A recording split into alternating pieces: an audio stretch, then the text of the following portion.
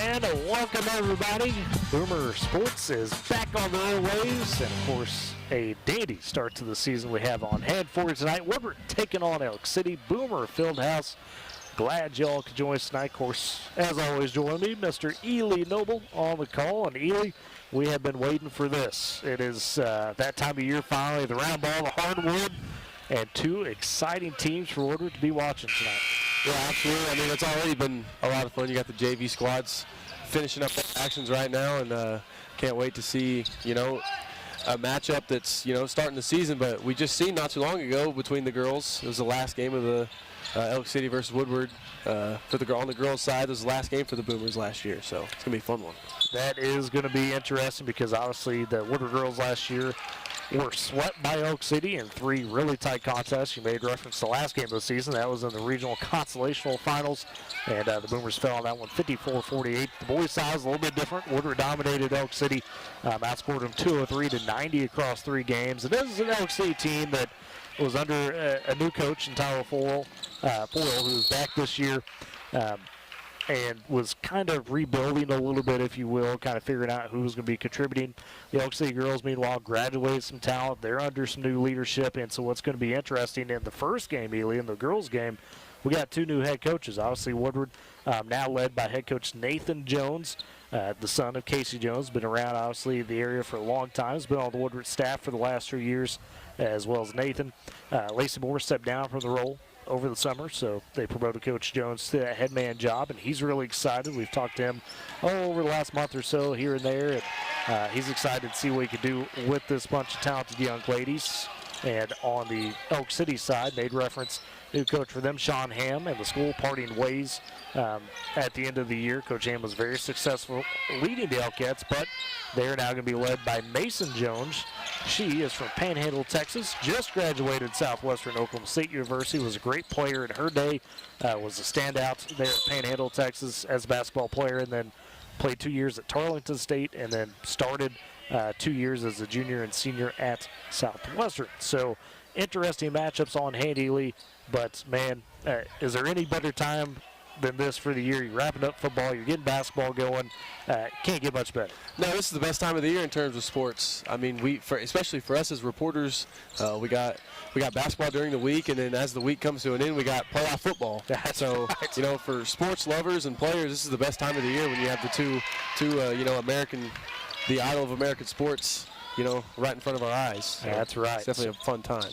It should be a good one. We'll talk about that playoff football coming up here in just a minute. With that said, let's step aside for our first break. On the other side, we'll start breaking down the matchup for you between the Woodward Boomers and the Elk City Elkettes. It is Boomer Basketball on Z92 and Boomer TV.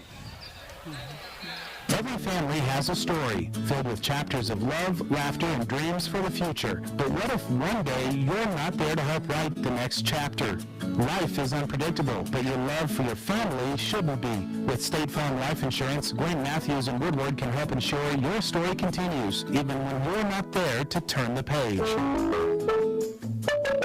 Protect the chapters yet to come. Talk to Gwen Matthews, because your story deserves to be told.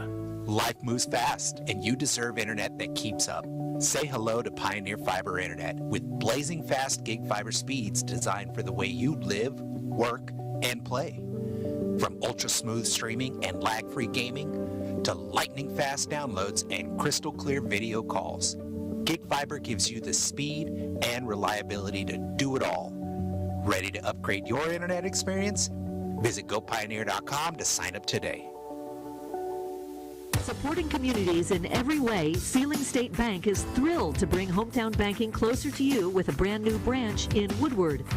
Welcome. Now offering full-service banking close to home, from personal checking and savings to home and commercial loans, Sealing State Bank has you covered. Enjoy the convenience of mobile and online banking, wire transfers, and so much more. Sealing State Bank, your trusted partner in Woodward. Come visit at 2314 Williams Avenue and experience hometown banking at its best. Woodward Steel, your tri-state leader in steel, wants to remind you that in addition to taking care of all your steel needs, Woodward Steel carries other important materials such as stainless, aluminum, 4-inch to 12-inch PVC pipes and fittings, and so much more. If you're in the shop or out in the field and in need of fabrication materials, don't hesitate to pick up the phone and call 580-324-8005 to talk with the staff, or visit the shop Monday through Friday, 8 a.m. to 5 p.m. at 210 48th Street in Woodward. Woodward Steel, your trusted tri-state leader in steel. Boomer Fieldhouse should be picked up as we get set to start the basketball season for the Boomers as they host Elk City and Ely. When we look at both of these teams, for the Woodward girls, coming off that 11-13 season, we made reference to them in that regional consolation finals appearance, and a team that graduated just really. The big senior, if you will, was Bradley Douglas Fisher. Would have had Michaela Stinna as well, but she unfortunately suffered that injury kind of halfway through the year. But both of those seniors gone off this roster now. Douglas Fisher, leading scorer, 15 points a game, averaged nearly 7 boards, 2 steals, 2 assists, so did a lot for Woodward. Obviously was a key piece down low, step out and shoot at times as well. But in terms of what you return, there's still a lot to like there. Lexi Mendel, we've seen her get better and better each and every year. She was the second lead scorer on the team at 13 points a game. Now is the top scorer returning. Had 4 boards, a couple steals, a couple assists as well. Kaylee Mills, we know how important she could be for this team down low. She was averaging 9 points, 5 rebounds a game last year, as well as 3 steals. Woodward had 4 girls averaging 2 or more steals a game. That was incredible to watch. And then you get, leading assister Taylor Floyd back, and then a host of other great talent, girls like Bailey Nelson, Caitlin Culp, Zoe Chavez, Ella Howard, that were all contributors last year that you expect to continue to step up. And then, an interesting freshman like a Caitlin Hecker could be a big part. We know she had a great softball season, was a big role there, so, that could be interesting to see who steps up. But it's a team that Coach Jones has promised is going to get up and down, be physical like we have seen in years past. And when you look at it, Bradley Douglas Fisher is a big loss, but man, you still got a ton of athletes on this roster. Yeah, you do, and you still have, Lexi Mendel. She kind of held it down on the offensive side. She handled the ball real well. You lost the core of your team. She held it down on the defensive side, got buckets when you needed it. It's a team that, prides themselves on the defensive end, as you mentioned, those steals. I think the key for them is just finding their identity on the offensive side early on in the season. We kind of seen them start to at the end of the year, rack up some wins right there at the tail end, seen some bright spots. So I think the key this year is to just kind of try to get that figured out early. Well, the thing when you look at the Boomer girls records from the last couple of years, you see 11-13, maybe you see a 12-15, but you got to remember they're playing Weatherford 2 games, in the year. Elk City, who's been really stout a couple of times. You're playing Alva, who's been one of the best 3A teams. Among others, that schedule for them has been just consistently tough. So you get a year where, you catch a team like Elk City, as we'll get into in a second. Maybe, I don't want to say more in a rebuild, but maybe not as stacked as they've been. Kind of the same for Weatherford. You look around and say, okay, maybe this is the year where Woodward kind of gets over that hump now for the first time in a minute. Yeah, the talent across the board is nothing like it's ever been. Last year, a lot of teams lost the talent that you mentioned, and aside from Douglas Fisher, we were bringing everybody back. Right. So that's the chemistry's there. For other teams, it may not be as good as it has been. So you can definitely take advantage of those things and rack up some wins against teams you haven't seen the W against. And the big part is, yes, you're making a coaching change, but it's a guy you're familiar with in Coach Jones. These girls know him really well. So, yes, he goes from assistant to head coach, but that helps the transition when you got a guy or a girl, on the staff that you know well to step up in that role. It makes it easier, right, as a player to know, okay, yeah, we got new leadership, but it's somebody I'm familiar with. Yeah, I mean, they're like he or she will, if they're stepping up from an assistant coach, they've already kind of been the coach, for certain positions on some ends of the floor. So it's a lot easier, learning how they coach their players and things like that, and how players bounce off of the coaching. So it's not a new for this team. Looking at the Elk City side, they've referenced to their new head coach in Mason Jones. They're coming off a 19-9 season, made it all the way to the area tournament, fell short there in the first round of that, but they did graduate a trio of really good seniors, among the likes of Abby Brown, who was leading scorer last year, lit up Woodward a couple of times. She could really shoot it. The guard now graduated, Elsa Tilly, another one that was a fantastic player, and Abby Harrell, all big contributors. They do return some good talent in their own right, though. You mentioned girls like Campbell Garbarino, Kaz Ulrich, who provides great size inside for them, some good rebounding, and a Lucy O'Hara that can get after it at the guard position as well. Kind of the big question mark, if you will. One of those things that is an unknown. There is Addison Gordon on this varsity roster. Now, Addison, familiar to Woodward, her father, head coach Ken Gordon, formerly of Woodward, was at Elk City this year as the defensive coordinator, and Addison played in middle school last year for the Boomers, was fantastic, often would be leading scoring, sometimes explode for 30-point outings. She's a very quick, agile guard that could do well in the open space, right? One of those that could generate turnovers and then take advantage of that on the other end. If you had to kind of think of a play style that was similar for Woodward fans out there, think of a Thesley Pfeiffer, you know, a girl that could just rack up a lot of steals and then have the explosiveness in the open court to be able to capitalize on that. The question is, how much is she going to contribute to this roster? You assume she's going to start. If she does, that might be kind of an X factor tonight, because you know the rest of the pieces. You know what Garbarino is going to give you. You know what Ulrich is going to give you, an O'Hare. But what does an Addison Gordon maybe add to this team? Yeah, it's kind of a two-ended sword there for Woodward, because, you know, you're thinking you're going to get her as a freshman next year, like, oh, I can't wait to have her on the team. And now for her first varsity game, you're going to be playing against her. But we all know Woodward likes to play defense. I think the biggest thing for her, you kind of know what she brings to the table, that explosiveness. So be aware of that. Get back on defense as fast as you can, because she's a fast girl. And on the defensive side, you know, she's quick. She likes to go for the ball. So it's kind of at least you know the way that she likes to play and can counter that. Yeah, and that should be really interesting. See how the Boomers match up with that. A couple other things we're going to watch tonight as well. The OSU men, they are actually on K101 tonight. They're tipping off at 7 o'clock. They're hosting Sam Houston State. Their pregame underway with Dave Hunziker and the crew there on K101. The OU men, they have tipped off against Wake Forest. They are taking on the Demon Deacons, if you will, in the SEC ACC. As far as an early score on that, when you look at it, OU tied right now at 8-all. We're kind of preempting Sooner sports, if you will, out there tonight. You made reference to this a minute ago, Ely. We got some championship football still to take care of on the road to the top on Thursday with K101, as we'll have Sealing Walika. That's the B2 title game coming up at noon at the University of Central Oklahoma on Thursday. We will again be in partnership with Wildcat TV, as we were last week in Alva. So Eric Scott and his crew are going to combine with us. Should be a lot of fun. Pre-game coverage around 11:30 there. And then later that night, Laverne Dewar. It's another rematch, the B1 championship game. And coverage on that will start around 6:30. So really excited for Thursday. Hopefully see 2 more titles come home in the tri-state area. We saw this past Saturday, South Central. It's a combination of Coldwater and Protection, Kansas, get it done in their 8-man Division I state title game in Kansas. So congrats to the Timberwolves. And hopefully Sealing and Laverne could join them. That'd be a lot of fun. And then, of course, as far as Boomer sports go, wrestling is underway, hot and heavy. They've had a couple of tournaments they've went to so far and had some good success on both the boys and girls side. They will actually have their first duel of the season Thursday night against Watonga. That'll be boys and girls, and they'll have 9 total matches, I'm told, from Coach Jared Weatherhead.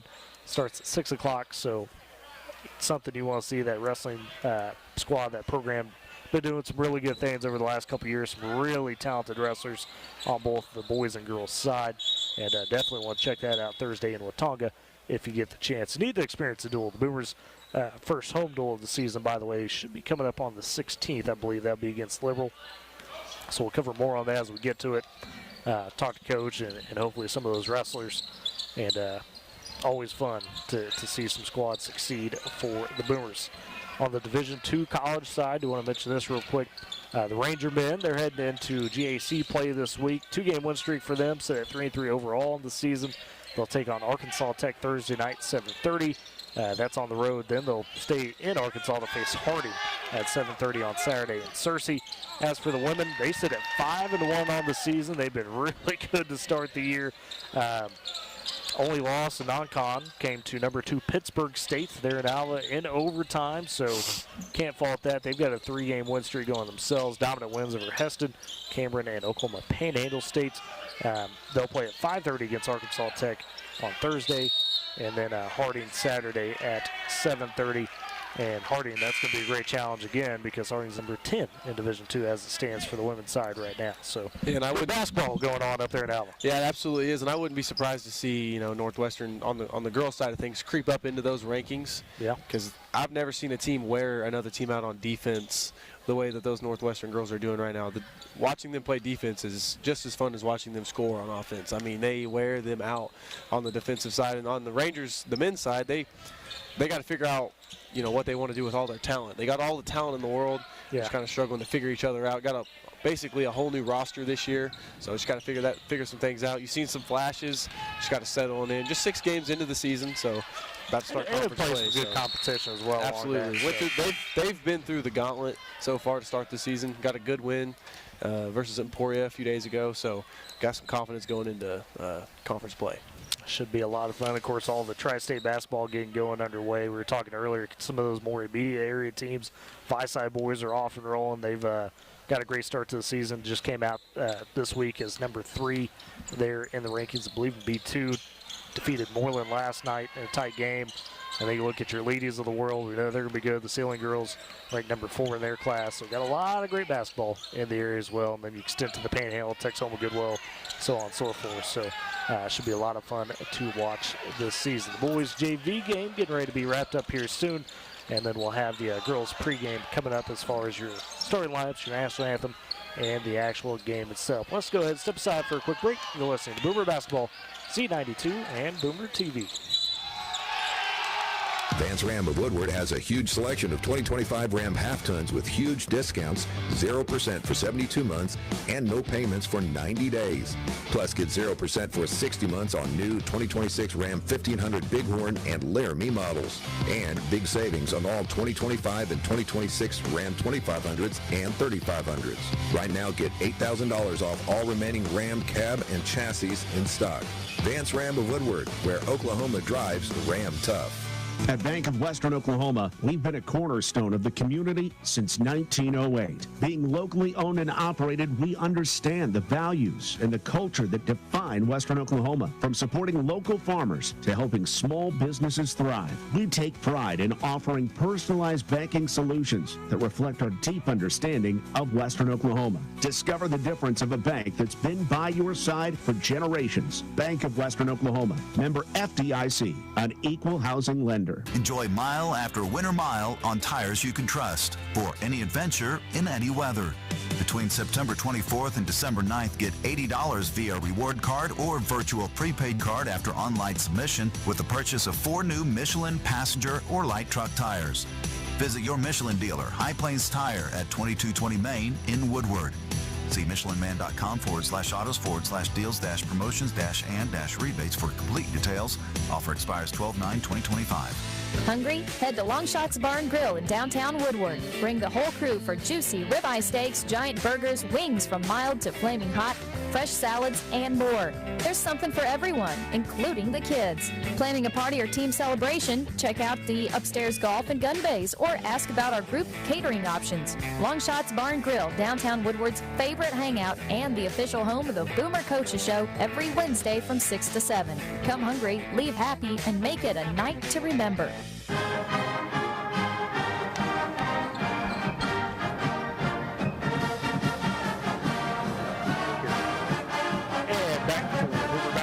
Z92 TV. And Ely, we were talking about, kind of the breakdown of both these teams for the girls' side. And you get to where both these teams, in each of those games, there was runs where it looked like the Woodward girls are going to win it. Elk City ultimately got it. Really, when you come into a contest like that, and it's the first game of the season, you've been there, a rival, if you will. That's got to pump you up even more so to get the season going. You already got juices flowing because you're ready to get the season going, but you get a rival to start things out.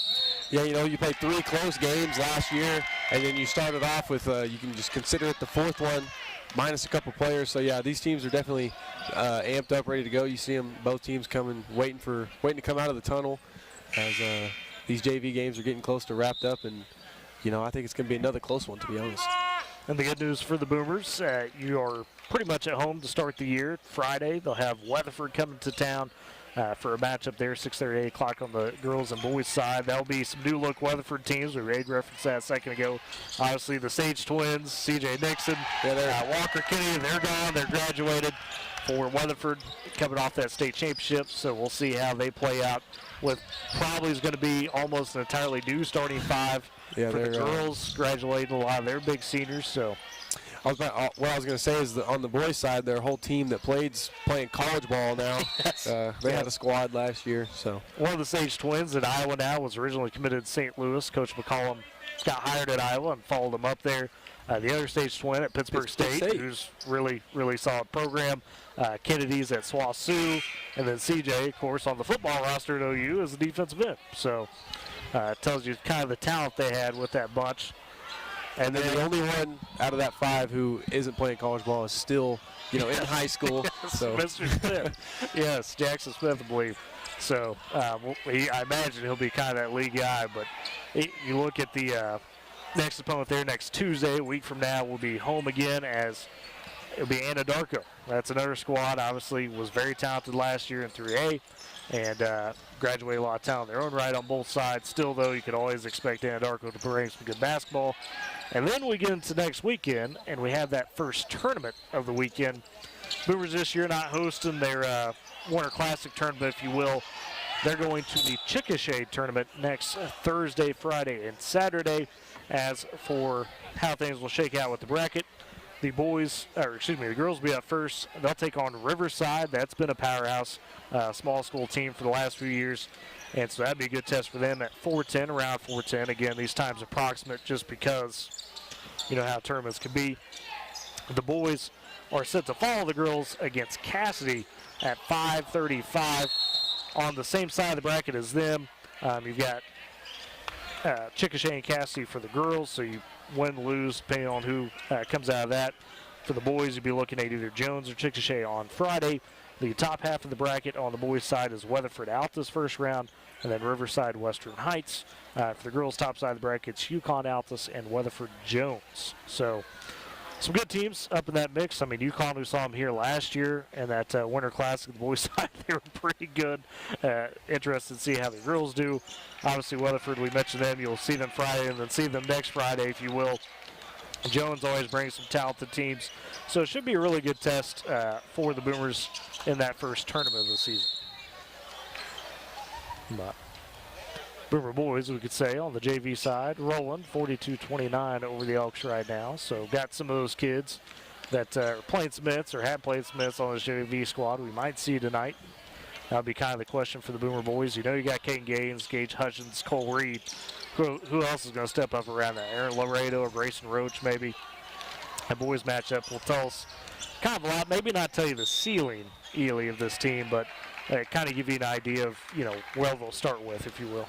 Yeah, we kind of have an interesting situation on the boys' side. We graduated a lot of talent and a lot of guys who held it down, but thankfully Woodward, the Boomers are in the situation that they are with, you know, their identity being Caden Gaines, you know, the focal point of that offense. So we kind of know who to go to begin the season, but you still need to kind of figure out your third, your second, your fourth options, and just rotations and chemistry and things of that nature going down the stretch of this season. Absolutely, and you know, it's one of those things. We saw it, you mentioned, down the stretch of the season. The Order Boys last year hit that 10-game winning right up until you face Anadarko to close the regular season. It was kind of one of those deals where, you know, you got to use that momentum a little bit going into things. Because we now got to find the right channel for them. But got kind of a special guest, if you will, observing tonight. We bring him on because he's set to join us Thursday for some Championship Thursday, Championship Radio. Looking forward to it, yeah. Yes, Mr. Michael Barnes, for voice familiar to everybody here in the area. Obviously, a long time with K101 and Mangum Tigers football most recently. And Called the Class Bowl with us as well. Michael, good to have you in town, man. Well, it's good to be back. I tell you what, it's the third time is the charm. And this is the third time that I have been here and looking forward to it being the last. So can't believe it's bad. No, I don't mean that bad. Come on, guys. I know Doug Williams to know what that means. Yeah. See, there we go. Bringing up the old man. We're 30 seconds into the broadcast to bring the old man up. Oh, man. But since you did, I the last time I was here, I think I left in 2007. Sheesh. Which is, what? Before you were born, he was 4 years old. Yeah, 18 years ago, and nice to see that still using the same headsets that I had 18 years ago. So, really happy about that. But no, it's great to be here, and I've got fond memories of this place. You know, I had the opportunity to do a lot of basketball here, small school, and then Woodward Boomer basketball, and a state championship season one year when both the boys and girls went to the state tournament. You talk about an improbable run. Oh, man, for that boys squad. The boys had to win 6 in a row in the postseason, and they won on a controversial shot at the buzzer to beat Bristow. And that was back when instant replay was getting to be really big, and stuff. Yeah. And Bristow's like, we want to see the replay. Well, there is no replay. This is radio. Sorry. We're going to the state tournament. Oh, goodness. Eric Scott and myself, we talked about that a little bit last year. That run. It was phenomenal. It was incredible. And the girls, it was expected. Sure. I mean, they just rolled over people. I mean, they mashed folks. The boys, I think they were like 2-19 in the regular season. That's right. All right, and then went on that run. Oh. They lost they won the first district game, lost the second, and had to win 6 in a row. They had to win 3 at the regionals and 3 at the area to get to the state tournament, and they did. It was still one of those things that, and don't get me wrong, Kim Roop's championship team was great. It was great doing that ball game, but just the simple fact that Corey Miller's team got to the state tournament that year, as I said, going in at 2-19. That was phenomenal. That was some of the best broadcast fun I've had in my career. That's what makes basketball so great, right? Yeah. Everybody's got a chance. Everybody's got a chance. We saw Ely to that point a couple years ago. Woodward goes into the Cushing Regional, and the Cushing girls were 2 wins on the season, and they go rip off a win in regionals and nearly challenge the Boomers and beat them on the girls' side as well. So you just never know with the high school basketball ranks how things will play out. But no, very, very glad to have you, Michael, and look forward to Thursday. Going to be a lot of fun with state championship football. I mean, and we talked about it a little bit, but that's 2 rematches of 2 really good programs right now, folks. Walika, 27-game win streak. That includes beating Sealing last year in the state title game. They've been on fire.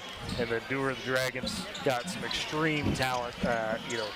If you didn't hear it last year, had Ronell Lewis's son, Braylon Lewis, come over from Owasso, played for him last year, running back, kind of reliving Dad's old stomping grounds, and he was an absolutely almost impossible task to stop. Not many people did stop him, and he's back this year looking to add another gold ball to the trophy case. Not to mention quarterback Peyton Kilhofer, 6'3", one of the probably smoother operators you'll see when it comes to Class B. But Ely, go ahead. Well, I understand that we got a couple of high-powered teams that Laverne and Sealing are playing. I get that. They like to throw the football around the ballpark. I get that. I understand that. Neither one of you are old enough to know who Gordon Lightfoot was, okay? He was a Canadian folk singer, and there was a song, and you guys can look this up, 1974, The Edmund Fitzgerald. Oh, yeah. No, I'm familiar with that. About the tanker that was on the Great Lakes, and it sank because the weather was horrific. So I'm telling you, Thursday, I just checked the forecast. It's not going to be great, is it? No, Thursday forecast is Edmund Fitzgerald time, all right? And so you better be able to run the football in conditions like that. Sealing, for example, you ask, in the semifinal game against Cherokee, they ran the ball except for 3 plays. Yes. So if you can keep it on the ground, you've got a puncher's chance. The 2 best teams in each of those divisions, I believe, are playing for the state championship. It's how it should be. And let's be honest, all 4 of those teams really have kind of just waltzed their way through the playoffs up until the championship round. Well, and to that point, I think it is Sealing that is going. They've won each of their rounds 50-0. Yes. If they are able, which you don't expect them to, but if they're somehow able to shut out Walika, they'd be the first team to go through the playoffs and shut out each of their opponents on their way to the state championship, which would be history in of itself. We don't think that's going to happen because Walika's got some talent, but you never quite know. But it speaks to what you're talking about, Michael, just how dominant those teams have been. Sealing got a little bit that bully ball, if you will, against Cherokee. White, Tillery, Rush Hunt, 300 yards combined, 6 touchdowns. Yeah. I mean, that's tough to beat. Well, and when your head coach comes from that as well. And I go back, Gary Manuel, I go back when he was at Snyder and I was at Altus, and I know what kind of football player he was. Yes. And how tough he was. And I know, to me, Thursday is setting up for his kind of day. Oh, yeah. I mean, it really is. You get a chance to maybe fly under the radar a little bit. Although I don't know if you're making your 4th straight state championship appearance, I'm not sure you're really doing a whole lot of flying under the radar, are you? Probably not. I think people should at least at that point know what's coming, right? Exactly. And Laverne's got great tradition as well. Oh, yeah. You know, and a lot of ability. And again, you go through and look at some of the mutual opponents, and hey, it's going to be a great day Thursday afternoon and evening. Can't wait. Despite the weather, should be hopefully prime football time, if you will. That's when those guys get up and get antsy for it. Well, yeah. Can't And get better. you're playing on a great field and a great facility. I mean, you can't ask for a whole lot more than that, except maybe if it was Championship Saturday instead of Championship Thursday. But I promise you, all 4 coaches will tell you we'll play anytime, anywhere. Play them in the parking lot, it does not matter. Oh, goodness. But back on this girls' game tonight, the Boomers, the Elkettes, getting underway in terms of their warm-ups. And, you know, I was going to say, Ely, when we look at both these rosters, we've highlighted some of those key returners, but it comes down a lot to some of those X factors, right? Some of those girls that you may have not had said, okay, I'm circling her as kind of the key piece in all this. And you look at Woodward's side of things, we saw Zoe Chavez kind of come out last year, towards the end of the year especially, start to make some headway with her limited action, and Ella Howard got more comfortable as she went on throughout the year. And I mentioned the freshman Kaylin Heckert. I mean, that was a girl that, again, shows some great things as an athlete on the softball side of things this year. So you're curious to what she could contribute, you know, a solid size she might bring to the fourth. And for Elk City, you know, the big question I want to ask you on this is when you lose a leader, and both these teams really have, whether it be Elk City or Woodward, and Abby Brown or Briley Douglas Fisher, you've been there as a player, you know, when you lose that leader, what do you got to do as a locker room, as a team to say, okay, you know, how are we going to handle this going forward? You don't have that person that you can rely on to say, all right, we just need some points, give them the ball, and let them work, right? Yeah, you just got to have people step up. And I think you got to, the biggest thing is figuring out how certain players bounce off of each other when it comes down to it. You know, in crunch time, how certain players react, because there's going to be some players on the Woodward girls side, you know, see the court for like a significant amount of time for their first time in their high school career. So I think the biggest thing is just figuring out who, because we've seen, you know, Lexi Mendel, she kind of was the second side of that scoring aspect for the Boomers, but her and Briley Douglas Fisher were kind of a duo. You know, she played off of Douglas Fisher really well. She doesn't have her that year. So we're going to have to see how the chemistry, you know, how they play with each other this year. So I think this first game will tell us a lot about who's going to be that X factor for the Boomer girls. Oh, goodness. And, Michael, I go to you on this because you can speak to this. What are Boomer girls, you know, they've had some good runs in the last few years, last half decade or so. Think back to the teams with Leslie Pfeiffer, you know, those runs to area. But it hasn't quite been where Woodward girls basketball has been in terms of that tradition. You look at head coach Kayla Gaines, obviously part of that. You know, she's now the boys coach. You look at the banners in the rafters, you say, oh my goodness, you know, this is a basketball powerhouse. When you lose that a little bit, I'm not saying necessarily the luster's gone, but when you get out of rhythm of that, sometimes it takes a second, it takes that one special group to get that back touch. Well, you bring up a good point, and everything is cyclical when it comes to high school sports. I mean, you know, you hear coaches and administrators all the time talk about, well, this junior class is huge, you know, or our sophomore class, we don't have anybody in it, you know, and we're gonna drop down a classification because of the ADM. So it just goes in cycles, and you know, I look at some of these names on these rosters for the girls and boys, and I'm like, old moms and dads have stuck around Woodward, and they got some pretty good ball players when it comes to kids. And I think that's one of the reasons why Woodward has been so successful. Number one, the community has put a lot into the programs here. You know, they made that commitment. You've got to make that monetary commitment. I told you when I walked in, I haven't been here since they redid the foyer. That was amazing. I mean, I just kind of stood there with my mouth open for a while, checking it out. And it wasn't like this was a place for the Sisters of the Poor previously. Sure. But, you know, you look at that. You look at facilities, and then you look at the folks that they hire to be the coaches, you know, and it makes a tremendous difference. And like I say, it all comes back around. And, you know, let's be honest, though. Woodward has kind of had a target on their back for a long time. Yeah. You know, and maybe some of the other programs have caught up. Maybe it's not so much that Woodward is lacking in anything. It's the other programs are like, they look up in the Northwest and they're like, man, that Boomer stuff is pretty good up there. Maybe we ought to go figure out what they're doing right and emulate that. I think that's it more than anything. Well, to that point, me and Ely were talking about earlier, you know, you look at Elk City, they've upped their game. Weatherford has been really, really great the last half decade or so. Kingfisher obviously has been a power. Alva, just an hour away from you up the road, has come into being a really great, consistent girls basketball program. And, you know, when you mingle that, like you talk about people, and we see it even in football. We saw it in the A-man race for a long time. Shaq was whooping everybody's butt, and, you know, Laverne and Sealy looked around and said, we got to do something. Exactly. That is exactly right. Yeah. And so you get that. What the culmination of, you know, a sport like basketball for the girls' side has just continuously evolved over the last 25 years since Woodward had kind of been on top of that perch. You know, it makes for tough competition. I mean, if you're not getting better each day, you know, you're behind, right? You've seen that. Sure. And it's one of the great things about basketball is that it is not an individual sport. But if you've got one outstanding player that you can build around, you get real dangerous. And there were a couple of kids on that girls' championship team that we covered several years ago. Haley Workman comes to mind. I mean, you know, she was just a once-in-a-generational type player.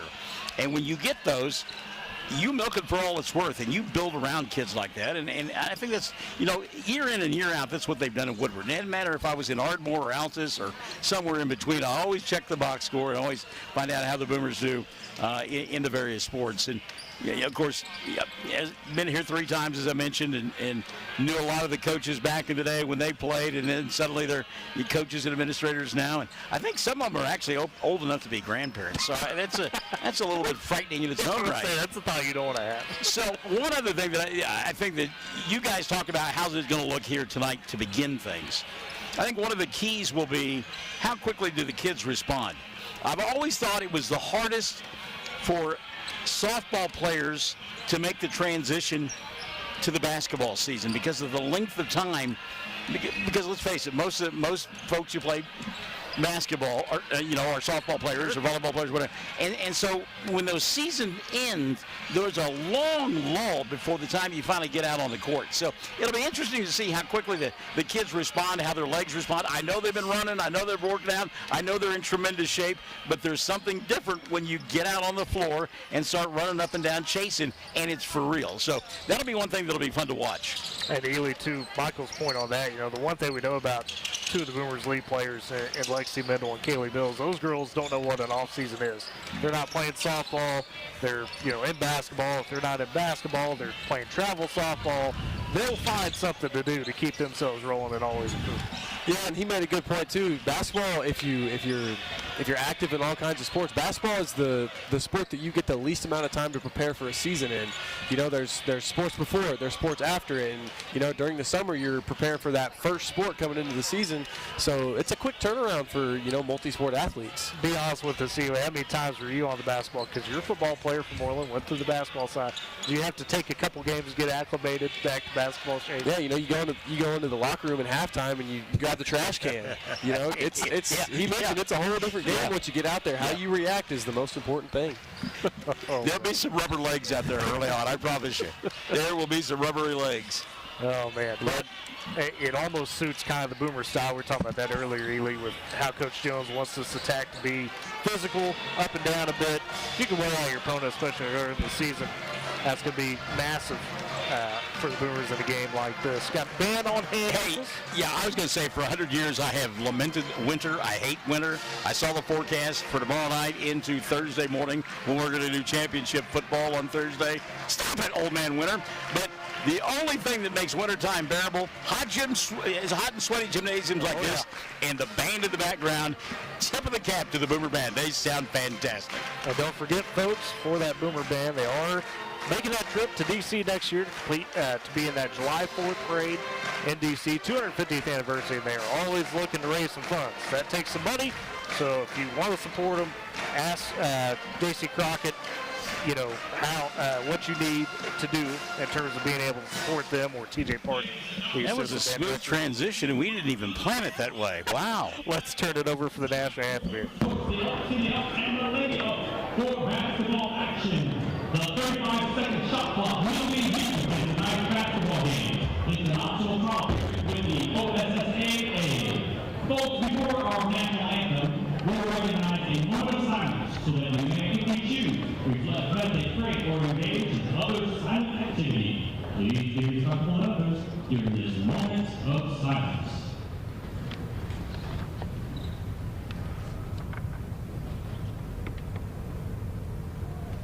And now, if you are able, please remain standing, face the American flag as our Woodward High School choir performs our beloved national anthem.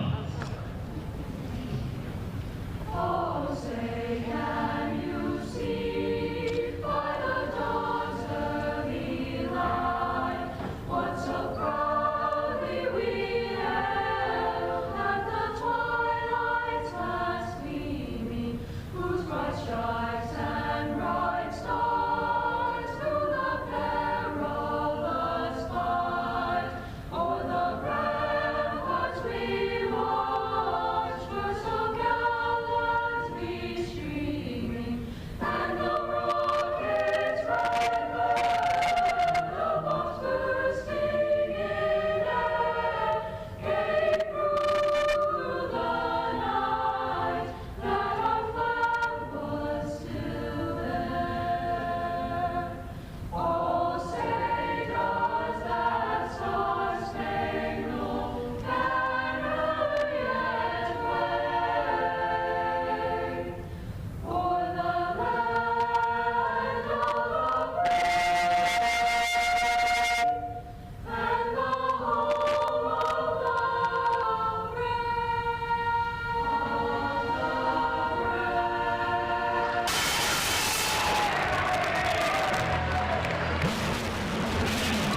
There's your starting lineups for both squads. For Woodward, kind of what we expected. Ely, we were debating this, but 3, and that's a bit strong. Backside rebound, though, by Mills. Up blocked the first time, second is good, and the Boomers are on the board first with Caleb Mills.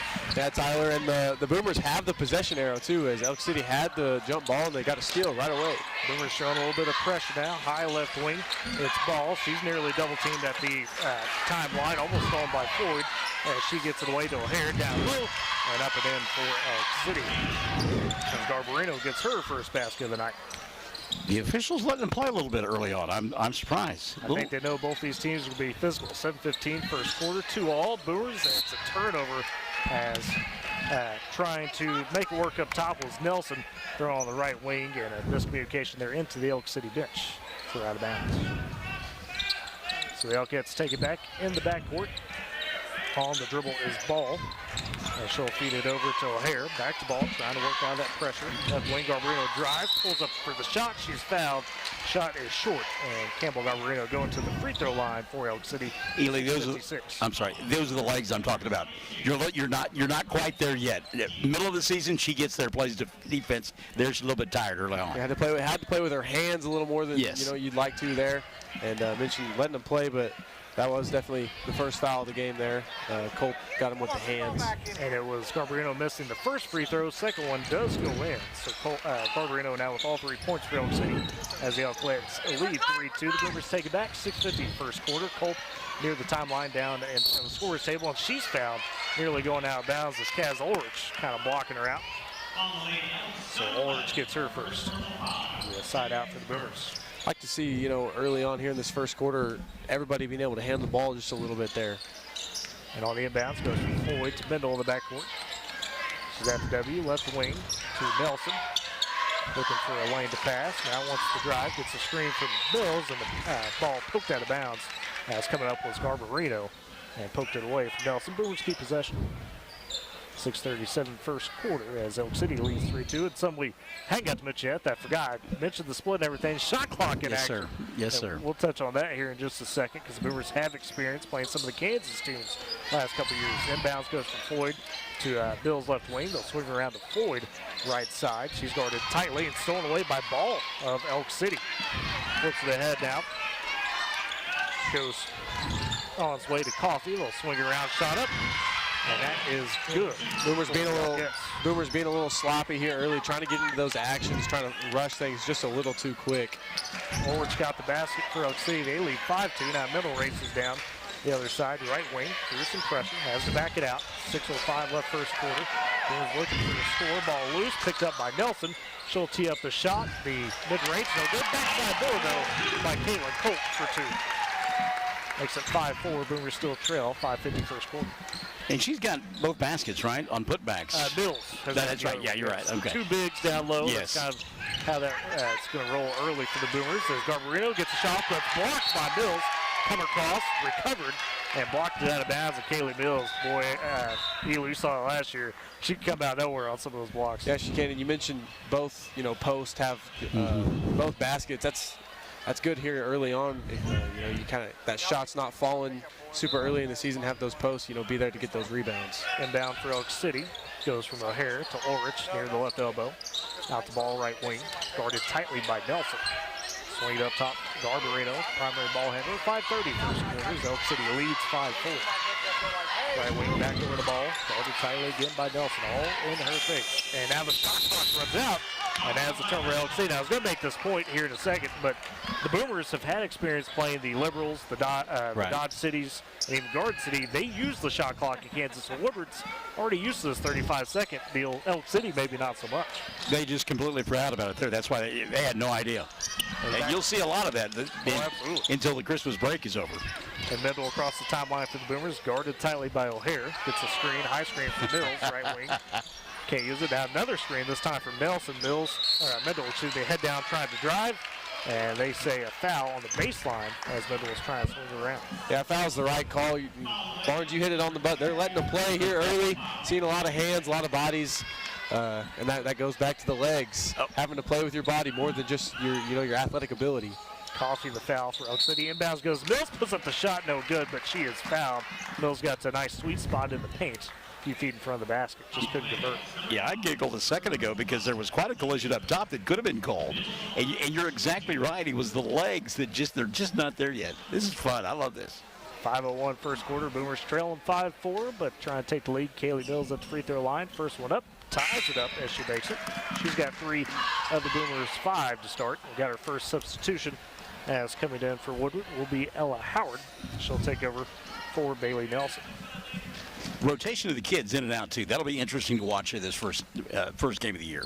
Definitely see how the Boomer bench develops. Second free throw good from Mills. She's got 4. Boomers now lead 6-5. 4:55 first quarter. Elk City in the backcourt with O'Hare ball playing catch, breaking the pressure. Top key ball in the corner to Coffee for 3, and that's a bit long. Backside rebound. Garbarino skies for it, keeps possession alive. So O'Hare, she drives free throw line. Boomers want to travel, didn't get it. Good defense. They'll swing it back out the ball. She gets tripped up. Top key to O'Hare, turns, drives, and she gets fouled going to the left side of the baskets. Did you have it as a travel a moment ago? Well, if it wasn't a foul, it was a travel. If you're not going to call the foul there, it's one or the other. Neither called, so. I'm going jump ball. Here you go.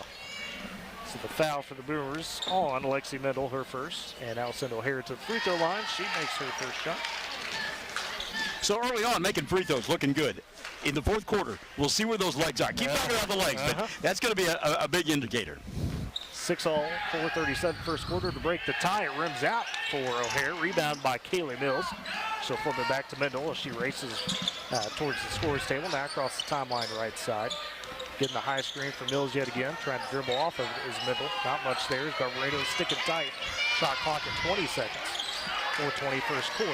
Mendel trying to drive again. Right side double team. Comes up and under. Short though on the layup. Rebound taken by Coffee. She flips ahead to O'Hare for the touchdown pass, but a great recovery by Floyd, but Floyd is called for the foul as Ball tried to go up for the layup right side. Tyler, we mentioned this pregame. Elk City likes to get out and transition, and the Boomers just weren't quite ready after that defensive rebound.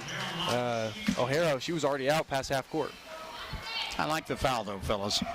Saves an easy 2 points as O'Hara split the first free throws she had. This one hits the front end. She's got 2 points. Takes the lead for Elk City 7-6, 4-11 first quarter. 6-7 is what we're doing, Ely. Just a pop. Second free throw for O'Hare. She's got 3. Elk City on top 8-6. Mendel in the backcourt facing some full court pressure. Gets ahead to Mills. She's poked at. Loses it momentarily and now throws it away trying to get back to Mendel. No. They say tipped off Elk City. Ooh, I think the Elk City player got a piece of that. I'm arguing that one, guys. To no avail, but I'm still arguing. Looks like Olivia Williamson checks in for Elk City. Her first action, she'll take out Coffee as the Elkettes do get the possession. It's Ball inbound in front of the Boomer bench. Throws in the backcourt to O'Hare. 4 minutes even remaining first quarter. 8-6 Elk City on top. Now still by Ella Howard. Rips it away, flips it ahead to Mills down the left side through some traffic, and she gets fouled trying to go for the layup. Didn't even really get the shot up as she was swiped at, so it'll be Kaylee Mills back to the free throw line. I love the steal out top, though, and immediately she looks up court, finds an open player. Great pass. Howard off the bench, seeing her first action in this quarter. First free throw for Mills goes down. She's got 5 and the Boomers 7 points. And I'm really impressed with the 2 posts down low with the Boomers. You know, they're doing a good job getting out, hustling. They're rebounding. Shots not falling for the guards, having a tough time handling the ball, but they're holding it down, keeping us in this game early. Mills makes the second free throw, tied at 8 through 50 first quarter. Boomers with the double team now still. O'Hare throws it away to Mendel. Mendel down the right side trying to get the layup, just short again. Rebound, though, tipped out of bounds by Orange of Elk City. And the Boomers keep possession. She's got to wonder what a girl has to do to get a foul. I mean, that's a couple times she's gone inside and got hammered. Yeah, 0 for 2 to your point inside on a couple of those runs. Up through some traffic. So inbounding for the Boomers is Floyd beneath the right block. Top the key to Colt. 3:35 first quarter. Right wing back to Floyd. On the dribble, pulls up mid-range on the baseline, pops out. Orsh with the rebound for Elk City. Good shot, though. It'll go. It was an open We've look. seen that fall many times last year as well. Ball atop the key, goes right wing to O'Hare, in the corner, I should say. Back up the ball, Floyd racing out to guard her. 3:15 first quarter, and Ball throws it away. Nobody was there. Had 2 in the area for Elk City, and neither one of them stepped up to catch the pass. It was Williamson as well as DeLeon. Presley DeLeon, seeing her first minutes. Boomers take it back over. Mills top the key, hands off to Mendel near the W. Started tightly by DeLeon. Now Mendel going to take her on the drive, and she finishes it off on the left side. Got to do it all alone. Got bumped right there. Good layup with the right hand off the glass. That wasn't a bump. That was a hug. 10-8. The Boomers retake the lead. Ulrich works it down to DeLeon. And Mills comes through and swats it away. Mills has been everywhere to start this game. I mean, she's in the middle of that half-court press that they're running. Retreated all the way to the block to get that. Mills, a junior now. Ely, we've talked about this on the softball side. Same for basketball. She's been trusted with the big role, so she was a freshman and has handled it so well. As the Boomers take back possession, Elk City, top of the key here for 3.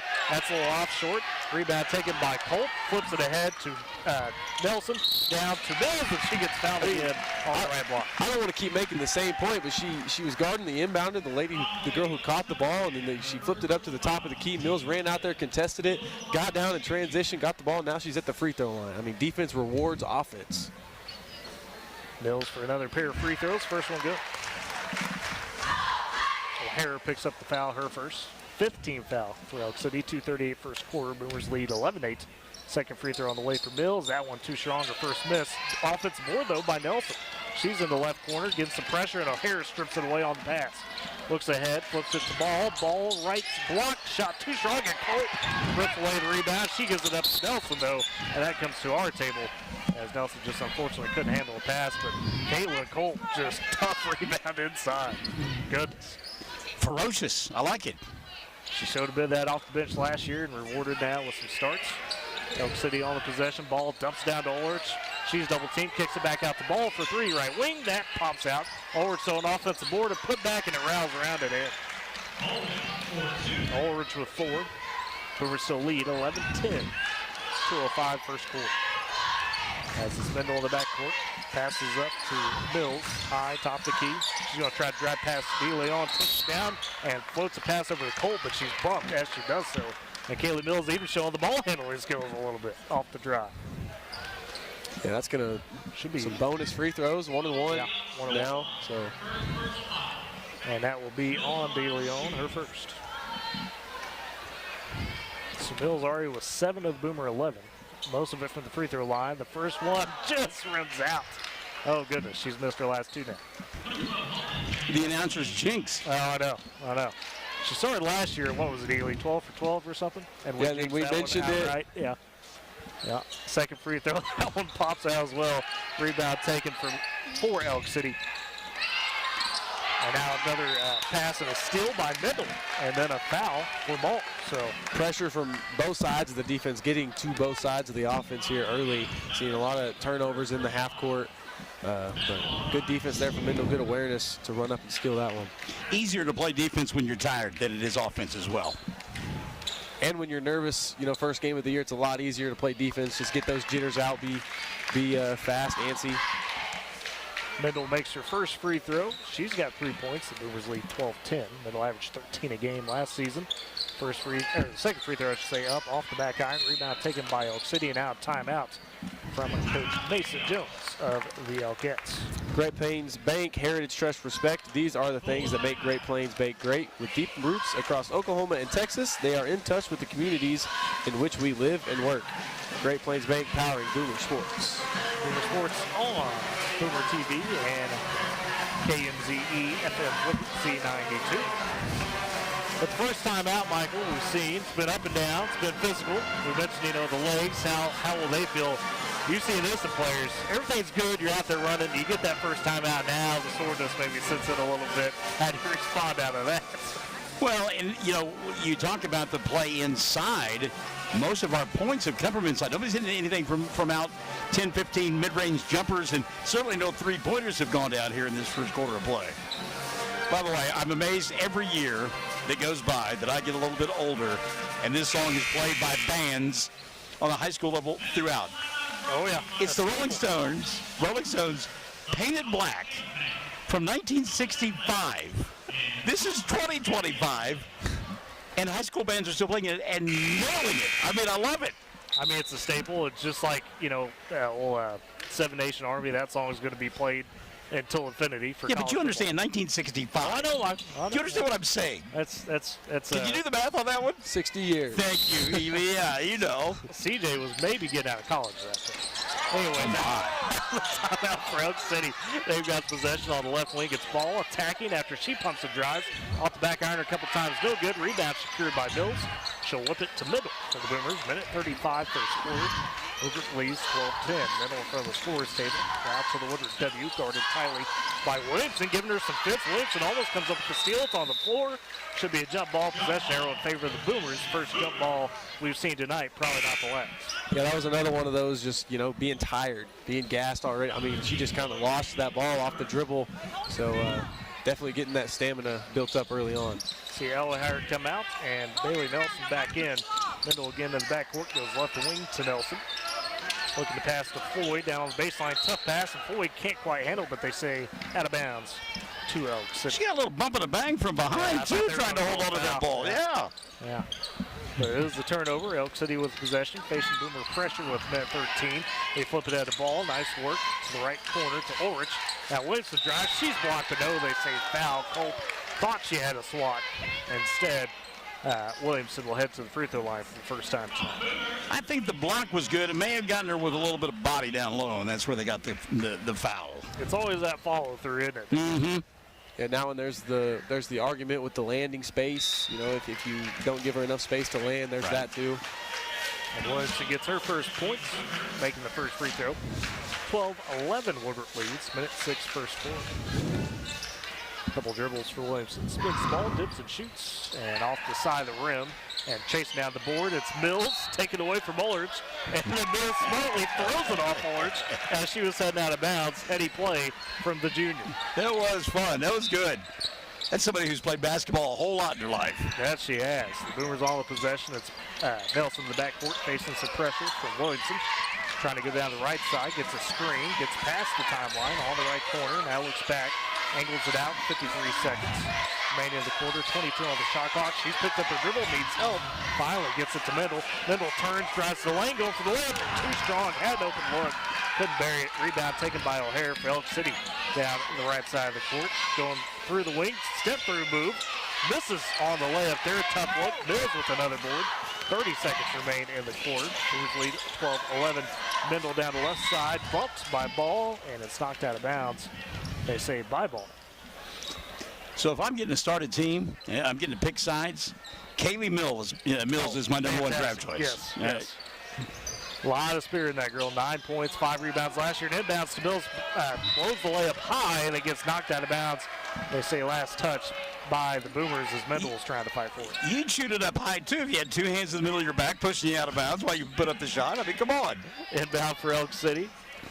Goes to O'Hara, back over to Williamson. Now steal by Mendel. Got numbers. 2-on-1 with Floyd. Feeds it down to her on the layup. Left hand, good from the left side. Taylor Floyd, her first basket of the season. The Boomers lead 14-11. Now pressure on again. This time Elk City gets up to ball with 5 seconds. She just drives and throws up a prayer and gets rewarded with the foul as Mills was trying to take her on in the paint. Yeah, that's the first kind of hiccup there Mills has had of this game. Falling behind, the attacker kind of reached in from behind while Bailey Nelson was there to contest. And so Ball makes the first free throw, her first point. Yeah, case like that, you got to be Elsa. Just let it go. Jeez. Oh, that's for the kiddos out there, right? We've been making all these old references. That's for the kids. Second point, good for Ball on the free throw, and a heave at half court by the Boomers by Mendel, and that falls short. That's how we end the first quarter. Woodward holds on to a 14-13 lead after one. We'll step aside Boomer basketball on Z92 and Boomer TV. Life moves fast, and you deserve internet that keeps up. Say hello to Pioneer Fiber Internet with blazing fast gig fiber speeds designed for the way you live, work, and play. From ultra-smooth streaming and lag-free gaming to lightning-fast downloads and crystal-clear video calls, Gig Fiber gives you the speed and reliability to do it all. Ready to upgrade your internet experience? Visit gopioneer.com to sign up today. Supporting communities in every way, Sealing State Bank is thrilled to bring hometown banking closer to you with a brand new branch in Woodward. Welcome. Now offering full-service banking close to home, from personal checking and savings to home and commercial loans, Sealing State Bank has you covered. Enjoy the convenience of mobile and online banking, wire transfers, and so much more. Sealing State Bank, your trusted partner in Woodward. Come visit at 2314 Williams Avenue and experience hometown banking at its best. Woodward Fieldhouse, Jimmy Pick Courts. Woodward girls lead 14-13 over the Elkettes after the first quarter. For Woodward leading the way, it's been all Kaylee Mills. She's got 7 of the 14. And guys, she has been, as Ely said, everywhere. And Michael, she's been Love the motor. You know, it's one thing, you know, Ely, you know this. You probably have that motor when you're playing defense. You have that motor when you're, hitting the boards and stuff. And Elk City begins with possession to start the second quarter, working left to right in front of us, and O'Hara runs in, takes the jumper in the paint, but that rolls out of bounds, and the Boomers will take possession. It's a smart play right there by Mills. Absolutely, and one thing to mention, her and Lexi Mendel are the only two to have been on the court the entire time as well. I expect that to be kind of that way pretty much all season long, unless there's foul trouble. Howard left wing with it for the Boomers. To Mills, near the top of the key, gets poked at, has to pick up the dribble. Oh, and then they call for a travel as she was looking around to try to find somebody. They say she moved her feet. Maybe we should stop talking about her. Well, that's not her fault. I mean, the defensive player ran into her. It should have been a foul. And she gets called for the travel instead. 7:34 left in the first half. Boomers lead 14-13 to Elk City with it. Garbarino drives, kicks right corner. Coffee for a three. That's way strong. Rebound the backside by Garbarino. Her pull-up is good, just outside the block. Campbell Garbarino with 5 points now. She had a couple thousand that 14. Boomers the other way. Nelson on the right wing with it. After the pass for Mendel. couple of screens, top the key to Floyd. Poked that though by O'Hare. Now poked that again by DeLeon. Thinks about it as DeLeon her cross court right side. Floyd drives, stops just outside the block, gives it to middle, top key. She'll drive through some traffic, some contact. No call there. Mills, second chance. She gets fouled. Got her board, put it back up. She just stays working. Hey, you know, and you could have got frustrated because on the first shot you miss it. You probably feel like you got fouled, but instead of complaining about it, go get a rebound, put up another shot. Now you are fouled, and it's the line to shoot two. O'Hara with her second foul. Mills at the line. First one good. She's got 8. Boomers tied up again, 15 all. 6:50 and a half. Ella Howard out. Caitlin Colt back in. Second free throw for Mills. That splashes home as well. So Kaylee with 9. Boomers lead 16-15. Ball inbounding for Elk City. So O'Hara back to ball. Pressure from the Boomers full court. Gets it up to Garbarito. She flips back to ball. Races across the timeline. Top key. Poke that. Ball's loose. O'Hara picks it up. Over Floyd. And now a foul, they're going to say. Looks like on Floyd. Who got tangled up with O'Hara on the ground. Yeah, and she got a little hitch in her giddy up when she gets up as well. Taylor caught a knee or an ankle in there. Yeah, kind of on the ankle, feeling it a little bit. Never good when your knees are knocking or you take a knee to the calf. That's never great. She'll check out quickly, give way to Al Howard yet again. As Elk City on the inbounds. The ball, right wing, top key O'Hare. 6:30 left in the half. Boomers lead 16-15. O'Hare crossing up middle, trying to drive. Poked that by Mills. And they're going to say it's off Mills as it rolls out of bounds. Kaylee stepped up there on the help defense.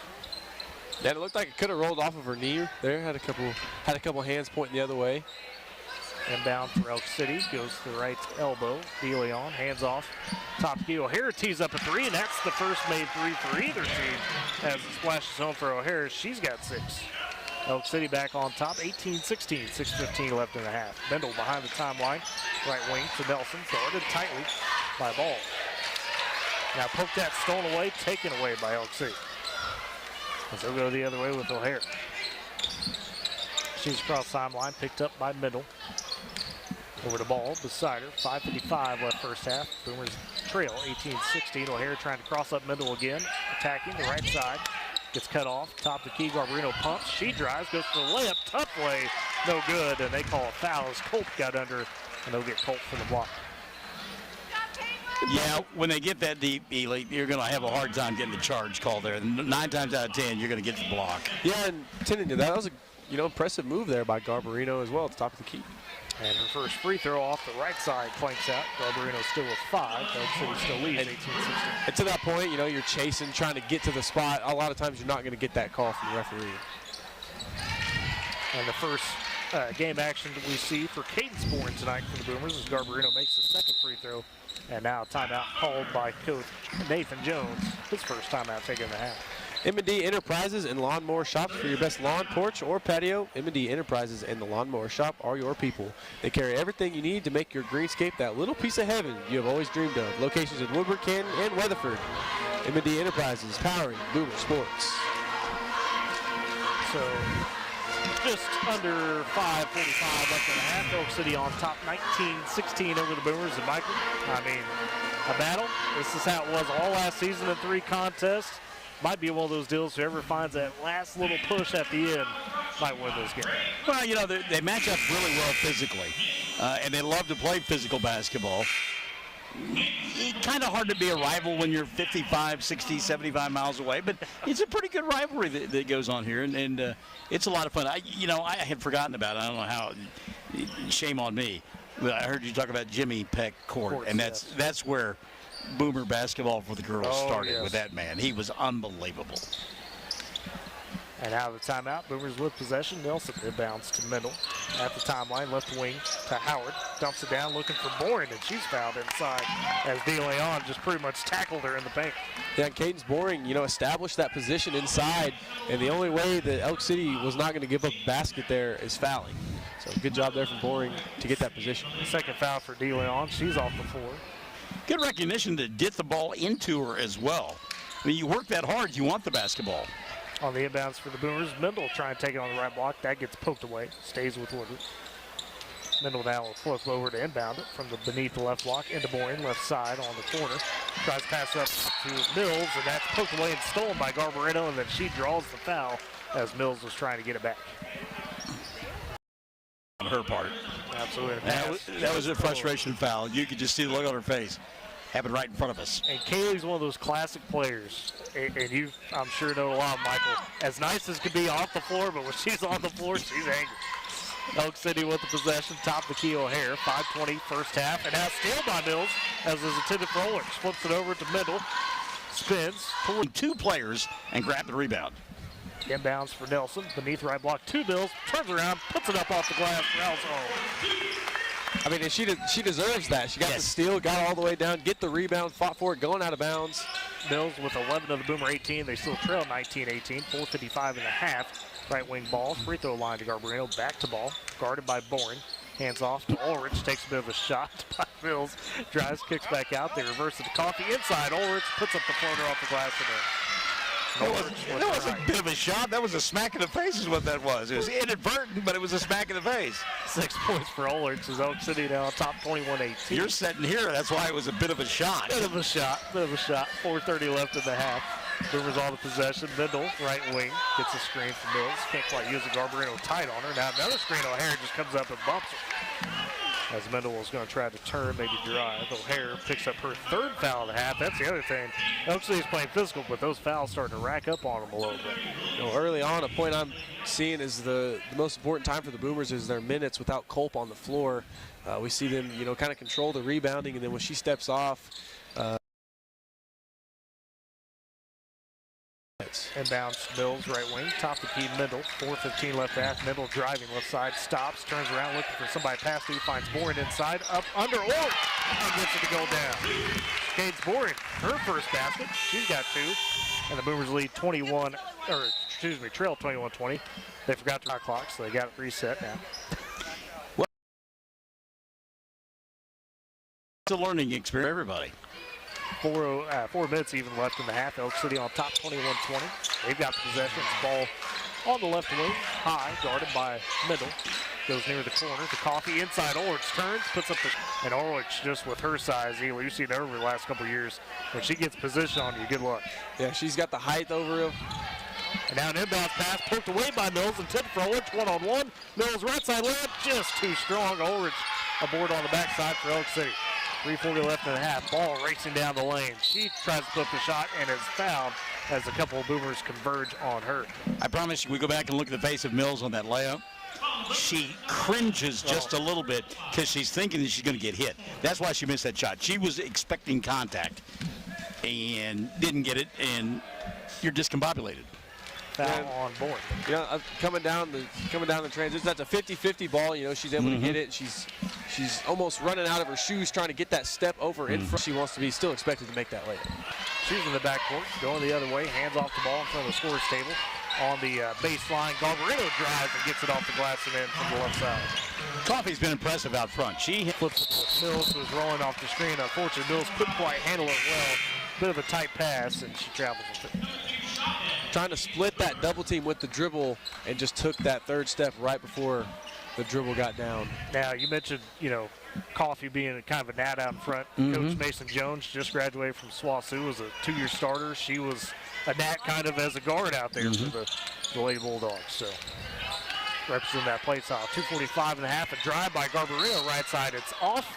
And then rebound, they say Garbarino is out of bounds trying to save it. Guys, I've been watching Taylor Floyd. I think that leg may be hurting a little bit more than what we first anticipated. Well, she was rubbing it quite a bit, and she has stayed in one position over there on the bench since she left a couple of minutes ago. And haven't quite seen her since then, and Zoe Chavez getting her first minutes of the night for the Boomers. Lexi Benda, though, on the dribble right now, left wing, 20 seconds on the shot clock. She takes it up to 28 on it, left wing to Nelson.